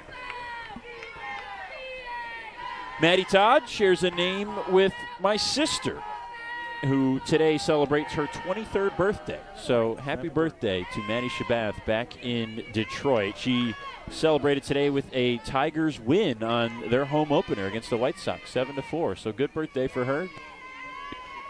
What's a what? A win? A win. Oh, yeah. Must be cool. 7-4. Oh. Get to go to opening day on your birthday. Obviously, opening day anywhere is fun, but Detroit does it really well. It's a lot of fun. Be down at the ballpark on opening day for the first game for the Tigers in any year, but a year when it looks like they might be good after going to the playoffs last season. It's really fun. Yeah, I'm glad someone got to see an MLB win. Oh, sorry. You said we're not turning this into a safe space. It's not a safe space. The Braves can lose a few games, everybody. You've been to the playoffs for like 19 years out of money. It's all right.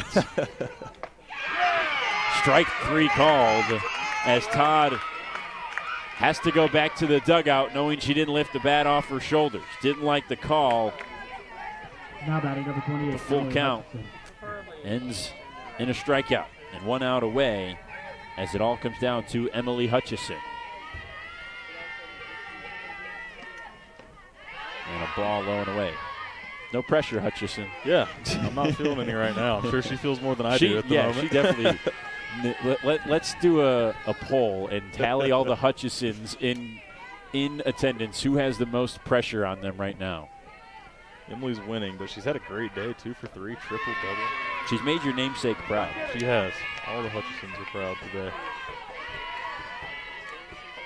I or an E. Hutchisons alike are proud of Emily today. Can she make them happy one more time and keep the Bobcats alive? Outside edge, late strike call, strike one. I'm going to have to go against her on this one and hope that she can't. She'll They make at least one of the Hutchisons. They don't call it happy the if she doesn't. Nighthawk Sports Network for a reason. I gave her all the bias early on. Yeah, Can't you give did. it to her later. You've had enough bias. Your bias bucket is empty. Hers is full. But do you have a pocket full of sunshine? Right. Natalie Ray does. On the ground to third. Roberts throws over to first, and North Georgia comes away with a 13-6 win here in Game 1 of the 3-game series. 10-1 was the advantage at one point, and Georgia College outscores UNG 5-3 in the final 4 innings of the game, but it would not be enough. Just too much run scoring early for the Nighthawks. 5 in the first, 5 in the third. Then they get 2 more in the fifth and another in the sixth to win this one 13-6. Good offensive performance yet again from UNG. They're rolling at the plate. Yeah, I mean, Jenna Miles, great day. Carly Knowles obviously had the 2 home runs. Megan Laval Masonette had that 3-run shot. Felt like everybody in the North Georgia lineup was really seeing the ball well today. You can't ask for much more offensively to get this series started. Chloe Poss, another start, was really good through the first 2 innings.